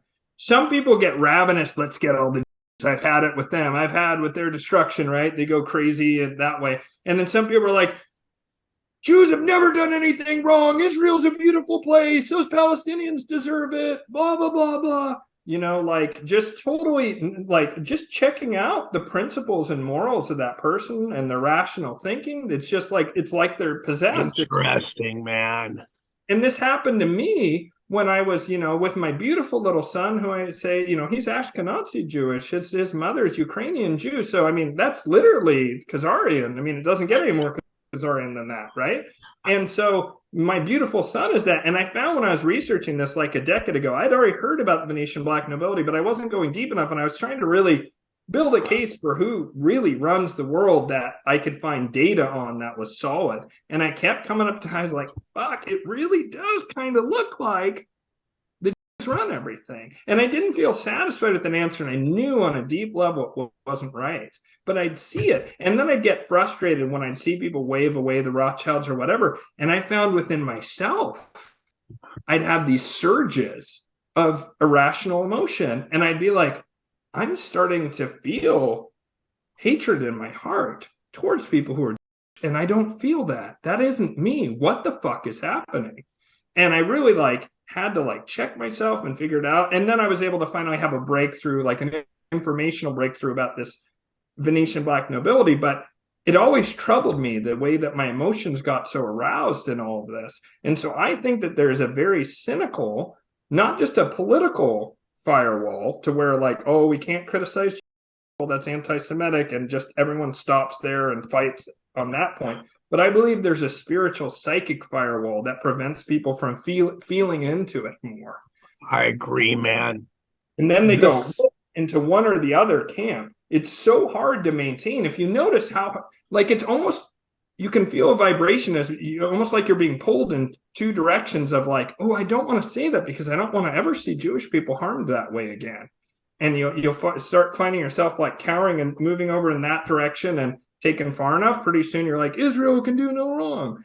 This might be on that. Go on. This might be out of your realm, but do you think that happened to Kanye West? Well, hold on. I want to get hold on. Real quick before that, I really do agree with what you're saying right now, and because they can't give an inch on that, they have to defend it tooth and nail. Because the minute you allow that dam to break, you're questioning the highest of high of all the power structure. So you have to nip it at the smallest level, and that's why. Going back to Kanye, this guy started saying all this crazy stuff. He disappears, and they cannot allow this to happen because they have to show that you get punished if you question it. And it's not Jews. It's just not. It is this higher level, the spiritual thing, and this egregore thing that you're talking about is really resonating with me because, again, it gets to manifestation. You can manifest something into reality. So you can manifest this, everything is a slippery slope to the Holocaust. Going, okay, but this guy's, this guy SBF, right, with this FTX stuff and Celsius, both Jewish guys. I don't think it's Jews that's doing it, okay? I just think it happens to be two dudes who happen to be Jewish. They're not doing it because they're Jewish. They're doing it because this system is set up. And for me, it's not even about Jews. It's about psychopaths that happen to be in these groups that can rise up, and the data that they see, they're studying data, and they're like, oh, this guy has tendencies that we like, that he'll be dead materialism. He lives, breathes, everything dead materialism. He doesn't care. He'll set the house on fire. He'll Kaiser Sose his family. He doesn't care. And that's so when you were talking about on your video, and I'll scroll up here, but how they create these markets, right? And it's like these two guys are fighting. Then I'll step right into here because there was a time when Jews had no rights in Europe. And then suddenly, right around 600, they have all the rights, right? But now they step in and they do this thing. So you get these groups of people who have started banking families, and these families keep it going. Not all the kids go into it, but they find the cousin who's really into dead materialism and is psychopath, and that's who they use. That's why it is. They use the same people that are part of families that have been there forever, and it's not because they're Jewish. It's because there's connection, but it's because these guys are psychopaths, and they're psychopaths of every single religion and group, whether it's Islam or Christianity or Catholicism. It's not Judaism that's causing people to be crazy people. It's psychopaths that are in families that have been working in these industries forever. That's my opinion. I totally agree. And I mean, and there's a historical reason why it was specifically Jews, and it's this ban on usury. And then when it became more looking like happens because of another historical event, which was the War of the League of Cambria, and that's where the French king, the Pope, and I think it was some German nobility. I might be wrong about the third party. There was some other group. It might have been Spanish. It was either Spanish or German, I'm pretty sure. But they all formed together and they're like, we're going to fucking crush these damn Venetians. They've been fucking shit up for way too long. That's what the kings felt like. And the Pope, again, was factional. The Pope was trying to gain more power. The Pope was weak compared to Venice at that time. They thought if we crush Venice, that'll pull a lot of that power into the Vatican. And so they marched down there and they were like literally ready to wipe Venice off the map and just kill all the elites.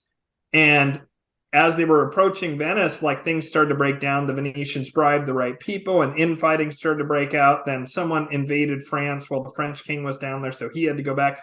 The alliance fell apart. But what it showed was the Venetians were this close to getting wiped out.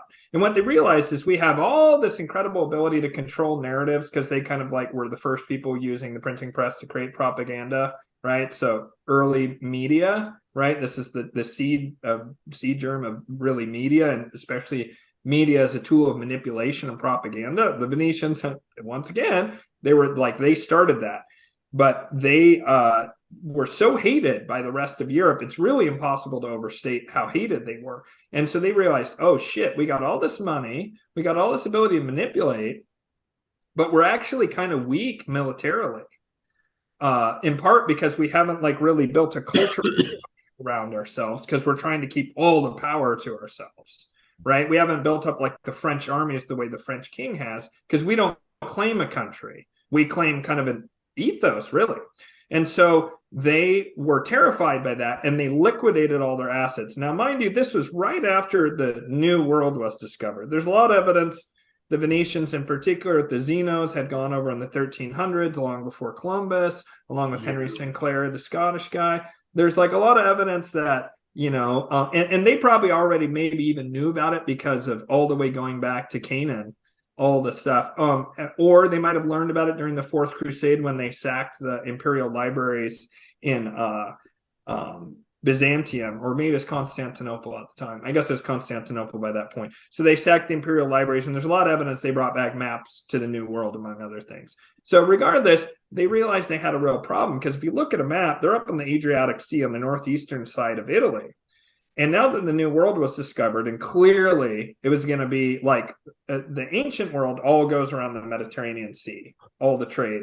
But it was crystal clear to them that now transatlantic trade, or raping the New World, was going to be the real money generator going forward. And they had a problem because they're on the eastern side and they had to go all the way down around the boot of Italy, right? And then out, and they had to go through the Pillars of Hercules, the Strait of Gibraltar, and not get rocked by the Muslims that were there, right? And not have any problems with the Genoans, who had an early mover advantage of being on the western side, Genoa being, right, which is where Columbus is from. So, and then also you have the Spanish and the Portuguese are right there. So they liquidated their assets and they moved primarily to Amsterdam and London. And in fact, Francis Bacon, aka Shakespeare, was trying to warn about this with things like the Merchant of Venice, and otherwise trying to alert Queen Elizabeth that the Venetians were going to cause problems. And she took a lot of, she pretty clearly took money from the Venetians. And that's this is what kickstarts the British Empire as we know it. It's really the Venetian Empire. So the British Empire is the Venetian Empire. Yes, 100%. Rebooted.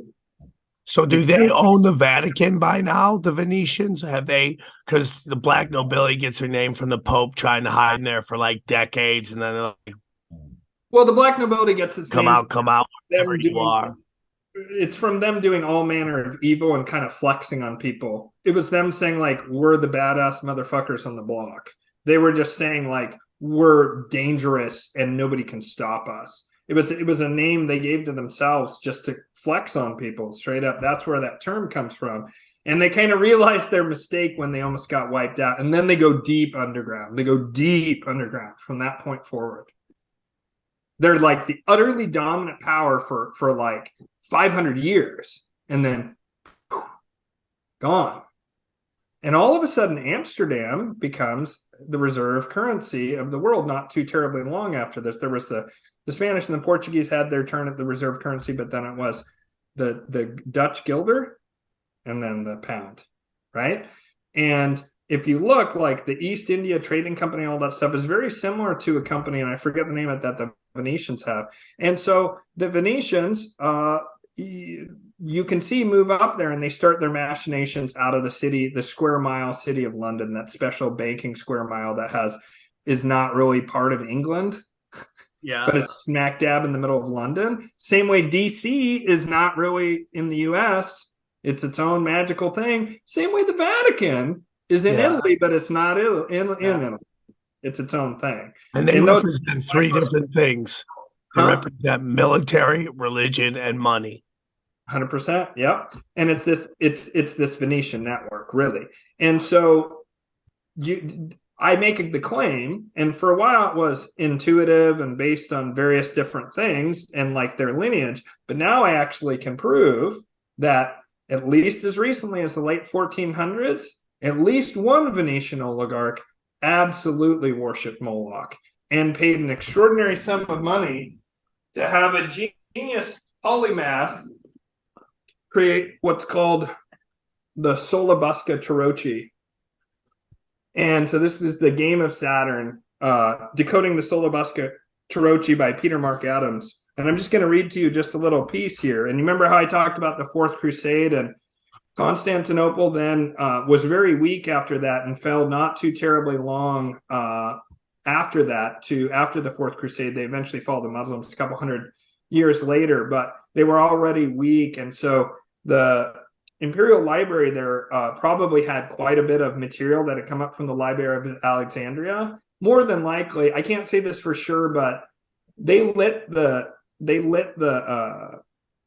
Imperial Library on fire, and they did all sorts of stuff in a way to cover that they were looting stuff out of the Imperial fire. I think the same thing happened in the Library of Alexandria. I mean, that's a long time ago now, scant records, but I think that the burning of the Library of Alexandria was a cover for somebody looting it, who wanted to just take a bunch of stuff out of there and maybe destroy some stuff too.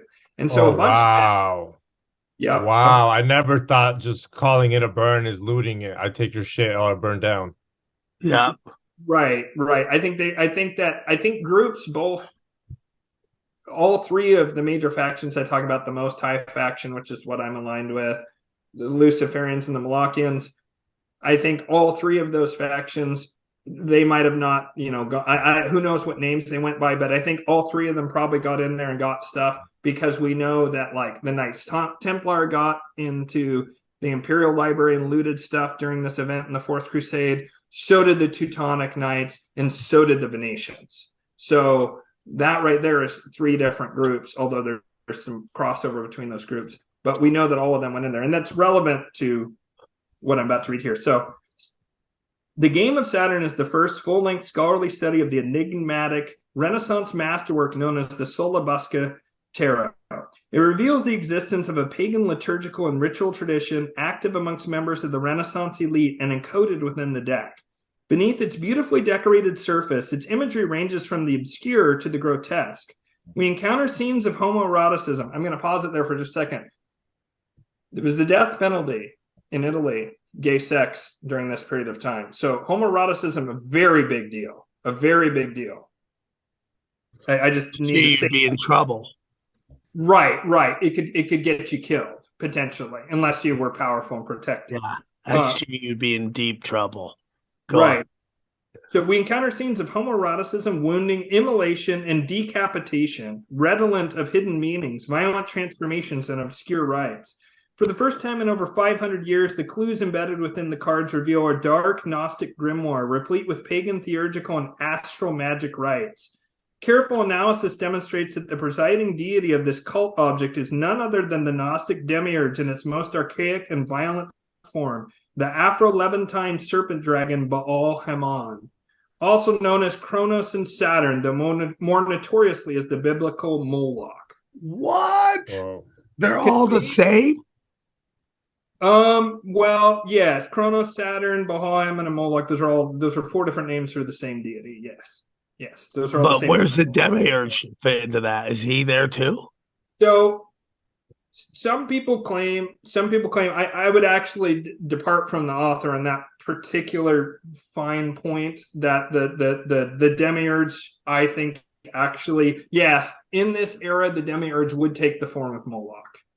In the era of the bronze and silver yugas where Lucifer rule, we haven't got to that yet, it would be some sort of Luciferian version of the demiurge, and then the most high, because the demiurge's whole thing is to keep people trapped in the realm of illusion, right? It's very similar to the Buddhist concept of Maya, or Mara, maybe it is, the like Lord of Illusion. Anyways, let me continue here. Conveyed from Constantinople to Italy in the dying years of the Byzantine Empire, the pagan Platonist George Gemistos Platon sought to ensure the survival of the living essence of Neoplatonic theurgy by transplanting it to the elite families of the Italian Renaissance.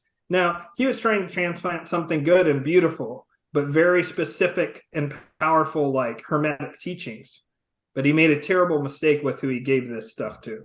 Within that violent and sorcerous milieu, Platon's vision of a theurgically enlightened elite mutated into its dark shadow, a Saturnian brotherhood operating within a cosmology of predation, which sought to channel the draconian current to preserve elite wealth, power, and control. This development marks the birth of an illumined elite over 3 centuries before Weishaupt's Illuminati. This deck captures the essence of this magical tradition and constitutes a Western terma, whose talismanic properties may serve to establish an initiatory link within the current. So it goes on a little bit, but this tarot deck has actual magical rites within it, and it was almost certainly used to initiate people into some level of Moloch worship. And it was preserved for 500 years, like in perfect condition by this elite Italian family. So this shows me that 1,500, 2,000 years after, very close to 2,000 years after the fall of Tyre, these families are still worshiping Moloch. If they're worshiping Moloch for almost 2,000 years later, I don't think it's an unreasonable assertion to say they continue to this day. And I think the evidence is right there with the Epstein stuff.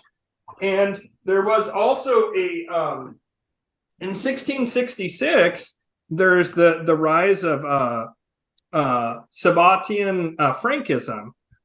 With, I forget what his name, well, anyways, the founder of Sabbatian Frankism. It's this very strange offshoot. Now, I don't even really think it's fair to call it Judaism, because it's pretty clear to me it's Moloch worship, because it's all about the inversion of the Torah and all the principles of the Torah, and how they said essentially that the real God is hidden, and it's hidden by this sort of evil Gnostic God that's hiding it, and they're trying to trick you into doing good. But that's what keeps you rooted here. If you really want to know the true creator, you have to break all the taboos. If you really want to know, you have to break all the taboos. And so it inverts everything. It's all inverted nonsense and child harm. And this is around the time when you start hearing a lot about like blood libel. Blood libel is a little bit before that, but you start hearing that about that, which was a terrible thing that Jews were accused of all the time, that they were drinking blood, right? Jews weren't, but these Molochian fuckers who happen to have been born Jewish were. And that's that whole adrenochrome thing. And so that's the distinction you have to make. You said earlier, why would the elite in Israel unleash the shot on all these Israeli people? If it was Jews, why would they harm the chosen people? Well, they wouldn't, right? But they're not Jews. They're Molochians. They're Sabbatian.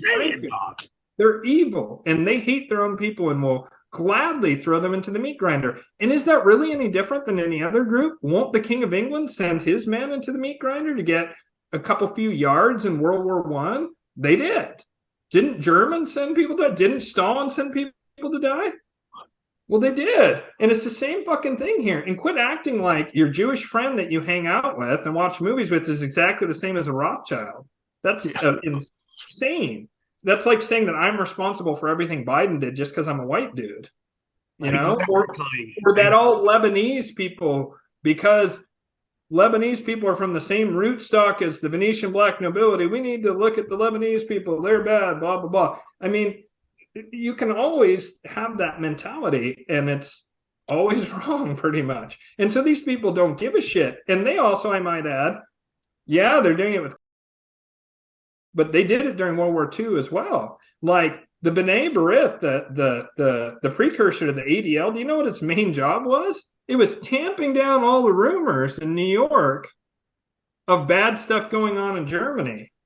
Because like I think it's the Warburg family, which is a very wealthy Jewish banking family. They owned the Hamburg America shipping line, and they did mad business back and forth to Germany. And they liked Hitler. They liked how much money he was making them. They didn't give a shit. And that's plus, the whole thing, dude. That's the whole thing. If you study Jeffrey Epstein, you really study, there's so much occult symbolism there that has nothing to do with Judaism. They use that as a mask to walk around us. It's really Moloch worship. Yeah, it's just like the Venetians pretended to be Christian. They ain't Christian. Are you kidding me? They couldn't be further from.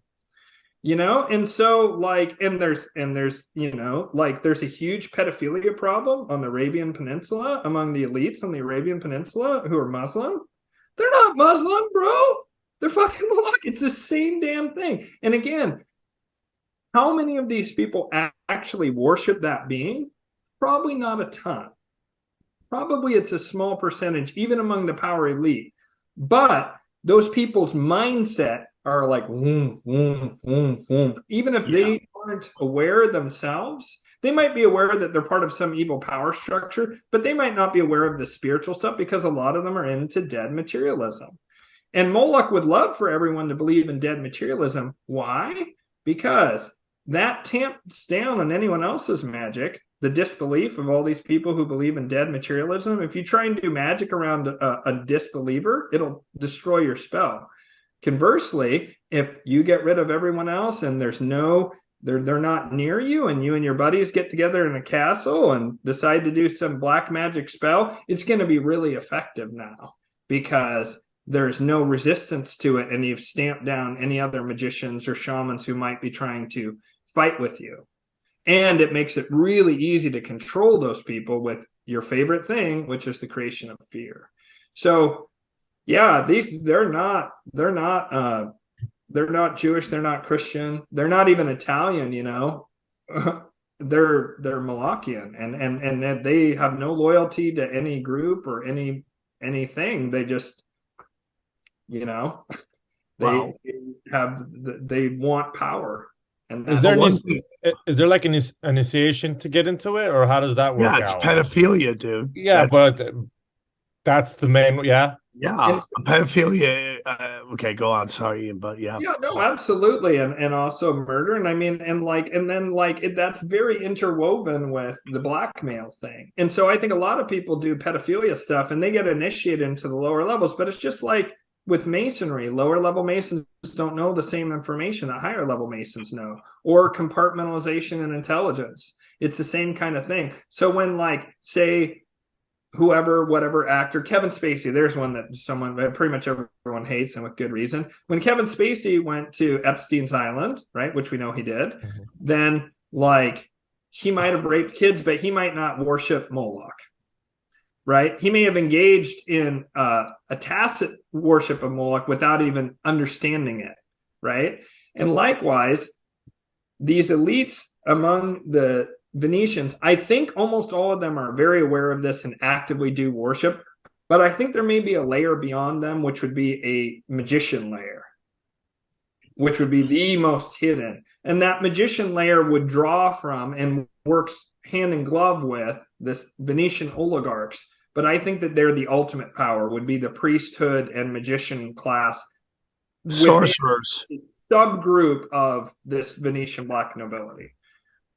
And so, in my opinion, that's what I've been able to trace, like who seems to run the world. And you kind of have to reverse engineer it from understanding the power of the U.S. and the British Empire, and then go, okay, well, where did the British Empire come from? Oh, wow, this League of Cambrai thing. Oh, wow, hey, look at this. There was the usury. You have to kind of work your way backwards. I mean, that's how I found a lot of the stuff. It was actually Lyndon LaRouche Jr. for president was how I first heard of this back in the early 2000s, I got a pamphlet from someone. I had an interesting conversation with that person. Weirdly, person was military and talked about getting experimented on with vaccines. Kind of funny.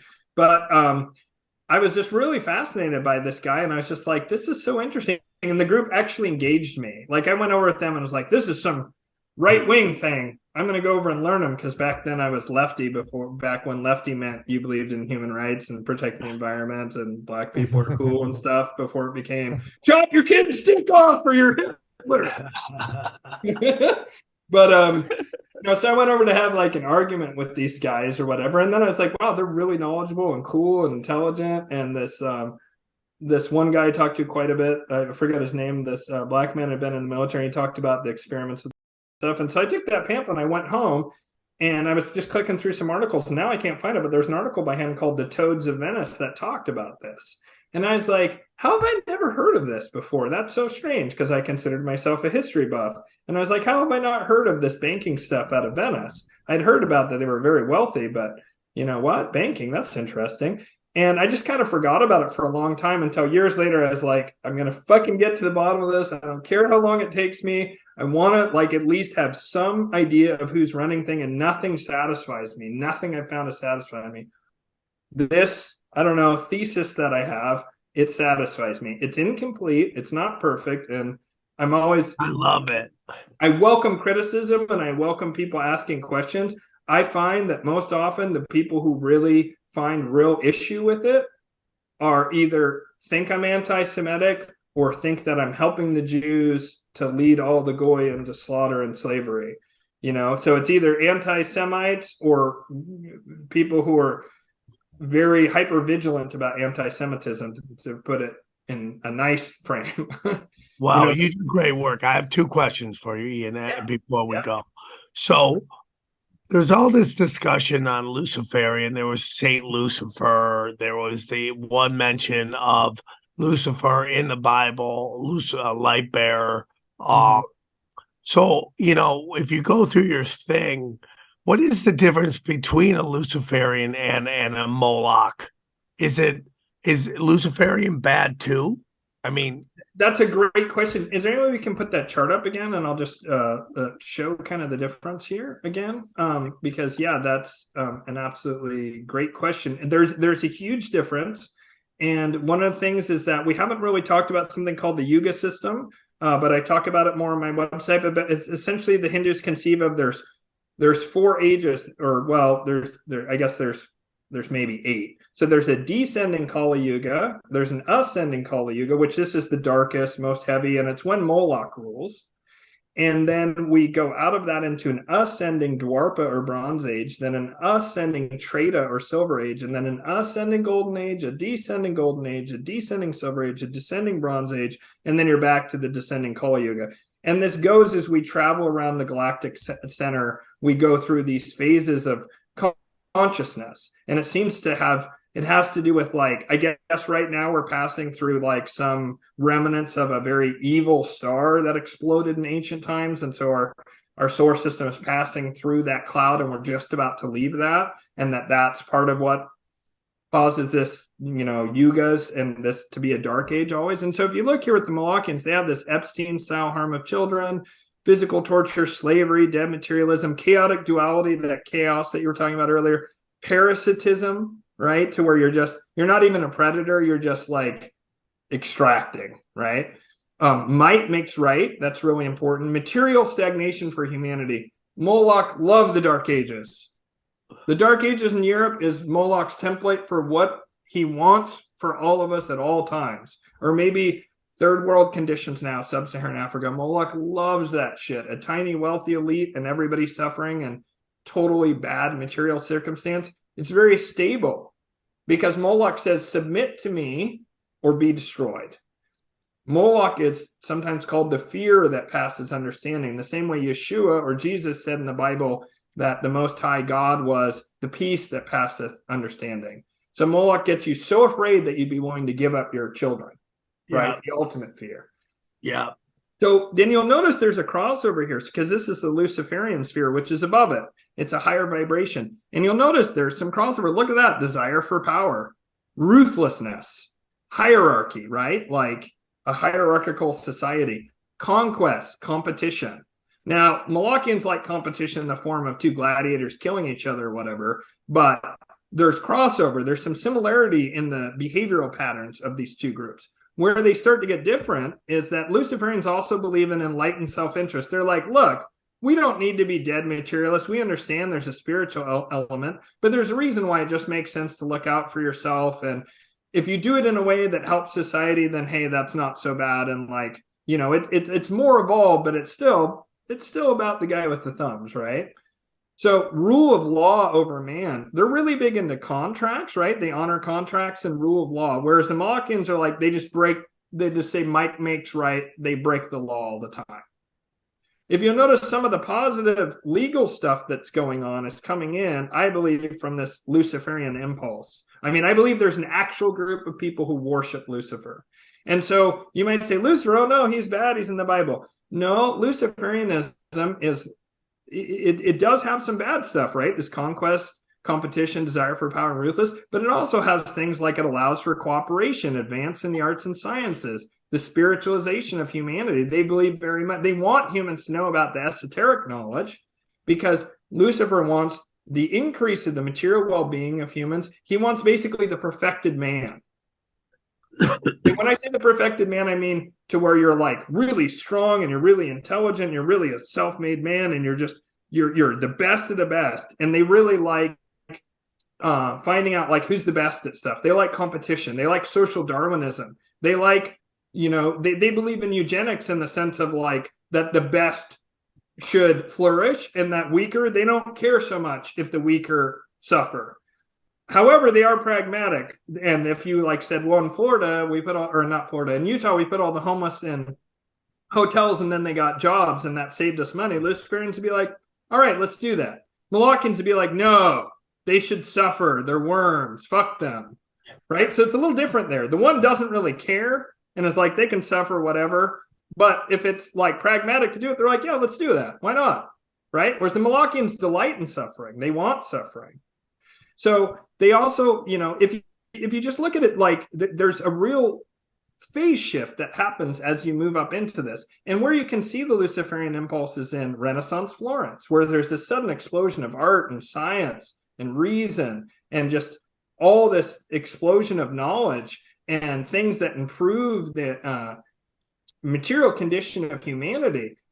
Things that talk about the spirituality of humanity and uplifting, and immediately it was crushed down. Then you see the Enlightenment, same thing again, reason, contracts, meritocracy, rule of law, republics, right? And again, it's crushed down. And then you see it, especially in the United States, with the Constitution Bill of Rights. Here's where I'll lose some of the right-wingers. The Constitution Bill of Rights is about the most Luciferian document on earth. Damn. And it's talking about meritocracy, honoring contracts, rule of law over man, enlightened self-interest, cooperation, advancements in arts and sciences. Luciferians don't care who you worship. Lucifer figures you're going to worship Lucifer because you're going to worship yourself and by extension Lucifer. Because Molochians kind of secretly are self-hating. They hate themselves. They hate everything. Luciferians are kind of narcissists. And then most high people are people who have truly mastered self-love, right? You really love yourself, and you know that, like Yeshua said, Jesus said, love thy neighbor as thyself. That's where you recognize I am an aspect of God, you're an aspect of God, all of this is an aspect of God. And if that's the case, and you are me and I am you, why would I want to harm you? Why would I do anything but lift my brother up? Why would I do anything but help my sister and make her better, right? So that's like where you've really opened your heart. It's at another level. And so these can also be looked at as stages of human consciousness. And I myself like to spend most of my time hanging out, kind of like up here when I can. And then sometimes, I'm down here. And if some guy cuts me off in the fucking freeway, I might be all of a sudden conquest, competition. I'm going to fucking run this guy off the road. We're going to have words. I can spike down into that more negative, lower consciousness. It does happen. But my standard consciousness is somewhere up here. And we're not really ready for a world that has a new golden age, in my opinion.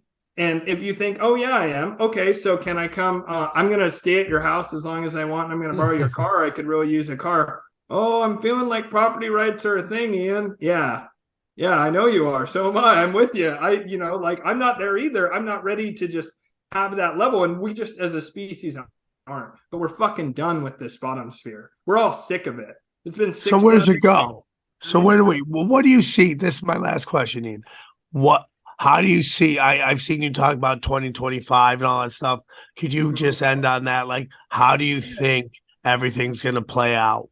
Yeah, just don't want to click this. You can click that chart off now. But people can look at this more, pause it, and take a closer look at it. So some of the information I have is, just gleaned from like news stories and watching trends. And Gerald Celente says you can always tell what's going to happen in the future because of current events. It's that same fractal nature of the universe thing, right? So some of this is like logically deduced, and some of this is based on, talking to other people who are spiritualists, various different prophecies. And also, I will tell you, and people can take this with a grain of salt, some of this has been told to me directly by the angels themselves. I'm an angelic magician. I work with the angels all the time. And a bunch of things they have said would happen, has happened. I'll give you an example. They told me back in October, watch for gold and silver backed cryptocurrencies are going to come, and this is going to be a part of what brings about the fall of Moloch. And boom, Sberbank in Russia talking about they're using the Ripple network to create tokenized gold. Why are they doing that? Probably because they're going to sell oil. They're probably going to sell a barrel of oil for a gram of gold. And that completely blows up the petrodollar, which I won't digress into that, but this is a topic for another show. So also now in Dubai, I think it is, they're also offering gold and silver backed crypto. So they're beginning to tokenize gold and silver and back crypto with it, which takes crypto from ephemeral, you can make a lot of money. I got crypto investments. You can lose a lot of money, but if you anchor it with gold and silver, that is a game changer beyond what I can possibly describe. Decentralized currency that's instantly transferable back to gold and silver, that'll break the back of the Molochian usury system. It really will. And that's a real gold standard. So it'd be a real gold standard. It'd probably end up being a bimetallic standard, and that's part of what I think is going to happen. But what I see that this Luciferian group, right, the most prototypical two guys I can name off the top of my head are Elon Musk and Donald Trump, right? And you see these guys are ruthless, right? You see these guys are conquest and competition. They like try and fuck with Donald Trump. It's not going to go well. Like he will fuck you up and he won't think twice about it. But I don't think he likes the kid diddling thing. I think he's against it. And that's one of the things the Luciferians seem to hate, the Epstein style harm of children shit. And question mark, who doesn't? But they seem to be very much against it. And they also recognize that it's one of the Achilles heels of this group. So if you look, the Molochians, the thing about them is they say total surrender, total submission, or total annihilation, right? So they would totally burn the house down with all of us in it and themselves rather than give it up. They'll never give you the keys to the house. They'll burn it down with all of us inside it.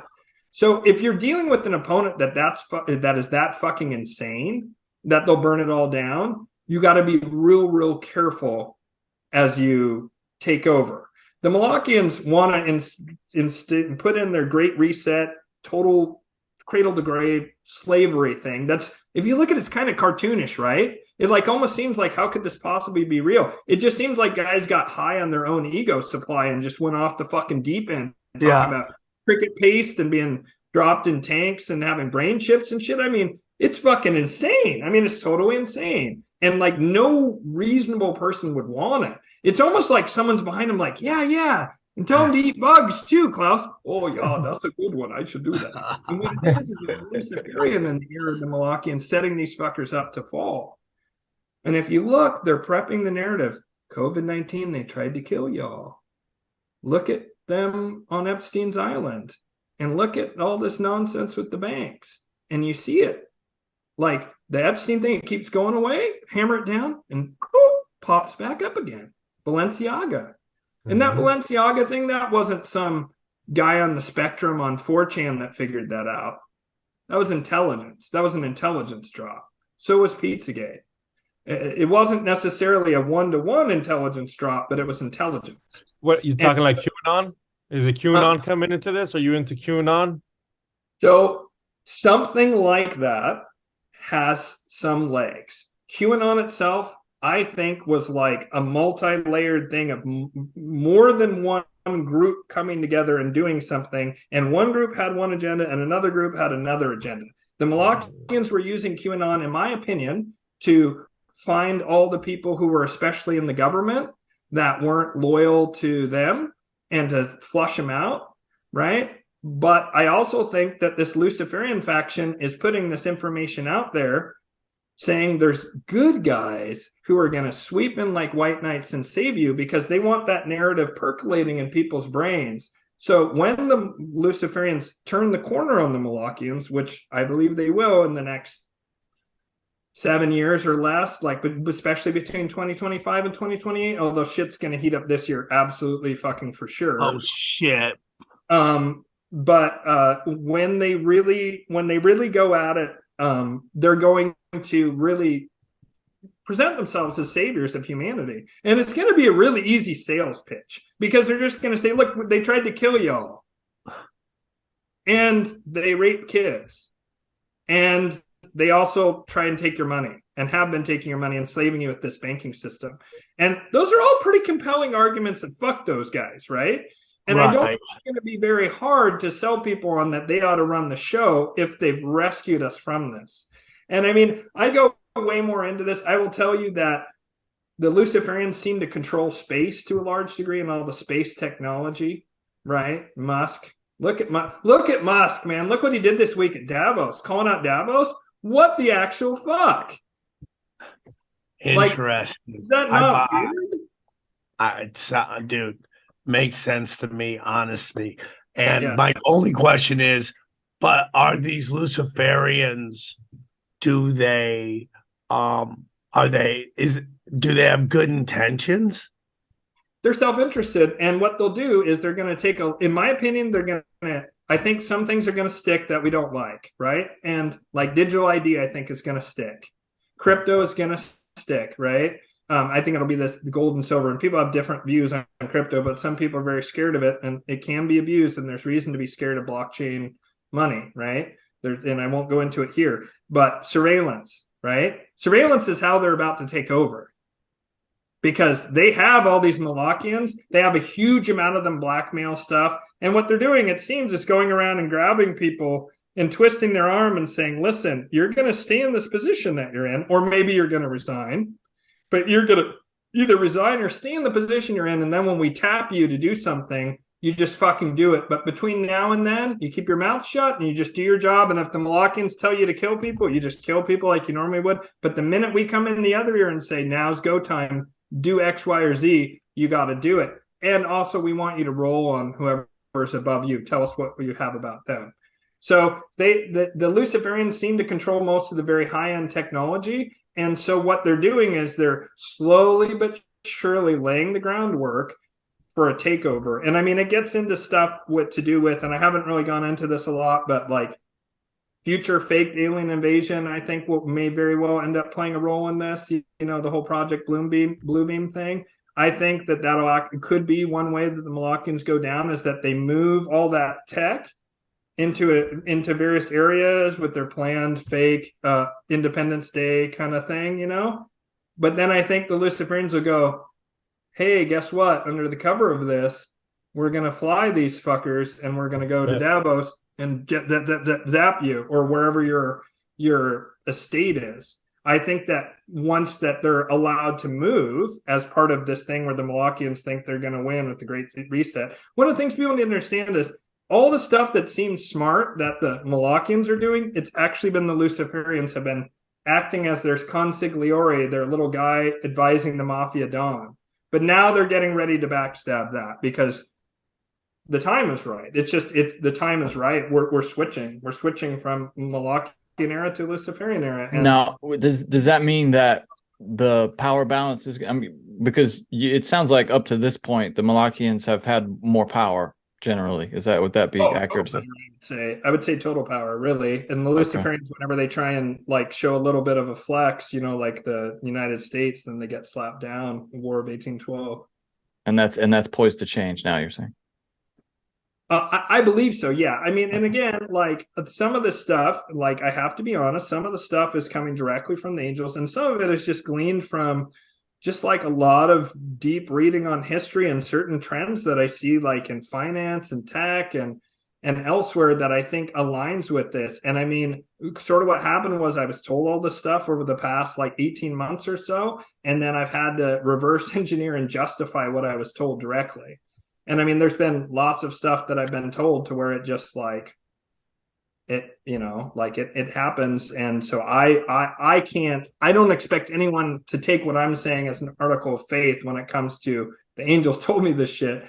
I'm just relating my experience, and that, like they've been right again and again and again. And all the stuff that they've said about that Moloch's going to fall, the Luciferian move, and you see the general arc of history seems to be in this Luciferian current more and more. We've been moving as a species more and more in that direction and more away from that other thing, and so they will be better. And the way I would say is imagine a really light touch, digital, probably, something to where it's still not 100% freedom, but imagine vastly more freedom. Imagine a mix of constitutional United States, early constitutional United States minus slavery, plus Florence, plus 21st century tech talking anti-gravity and free energy. Let's go. It's going to be a lot of meritocracy, but there's still going to be problems. There's still going to be stuff to where we as people who aren't as selfish as that are going to have to work to progress the culture forward and help people.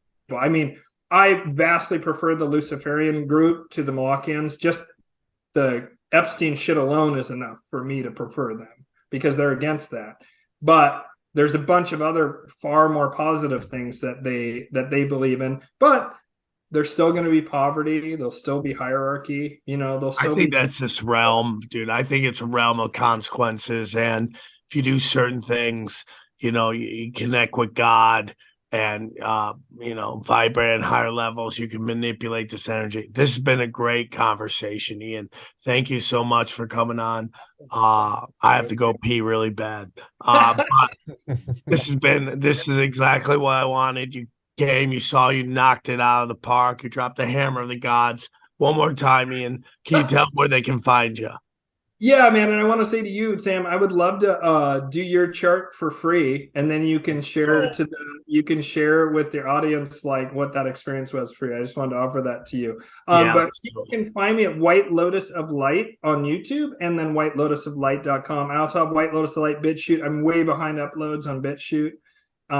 But Sam, it's been a pleasure. Xavier, Johnny, thank you so much. I super appreciate it. Would love to come back sometime if you want me. And doors open, dog, all the time, anytime. So just, I appreciate it. I look forward to this. All your links will be in the description below. Guys, thank you so much. I hope you enjoyed this as much as I enjoyed it.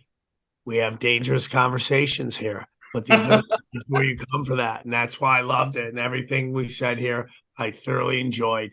And I hope to see you guys in Long Beach tomorrow night and then Bakersfield the night after. Just go to samtripoli.com for all your tickets. Sorry about my voice again. Hopefully it'll be better by next week. I love you all very much. Thank you guys for joining me. And we'll talk to you soon. Have a great week, everybody. Bye. We go deep, homeboy. Aaron, open your mind. Drink from the fountain of knowledge. There's lizard people everywhere.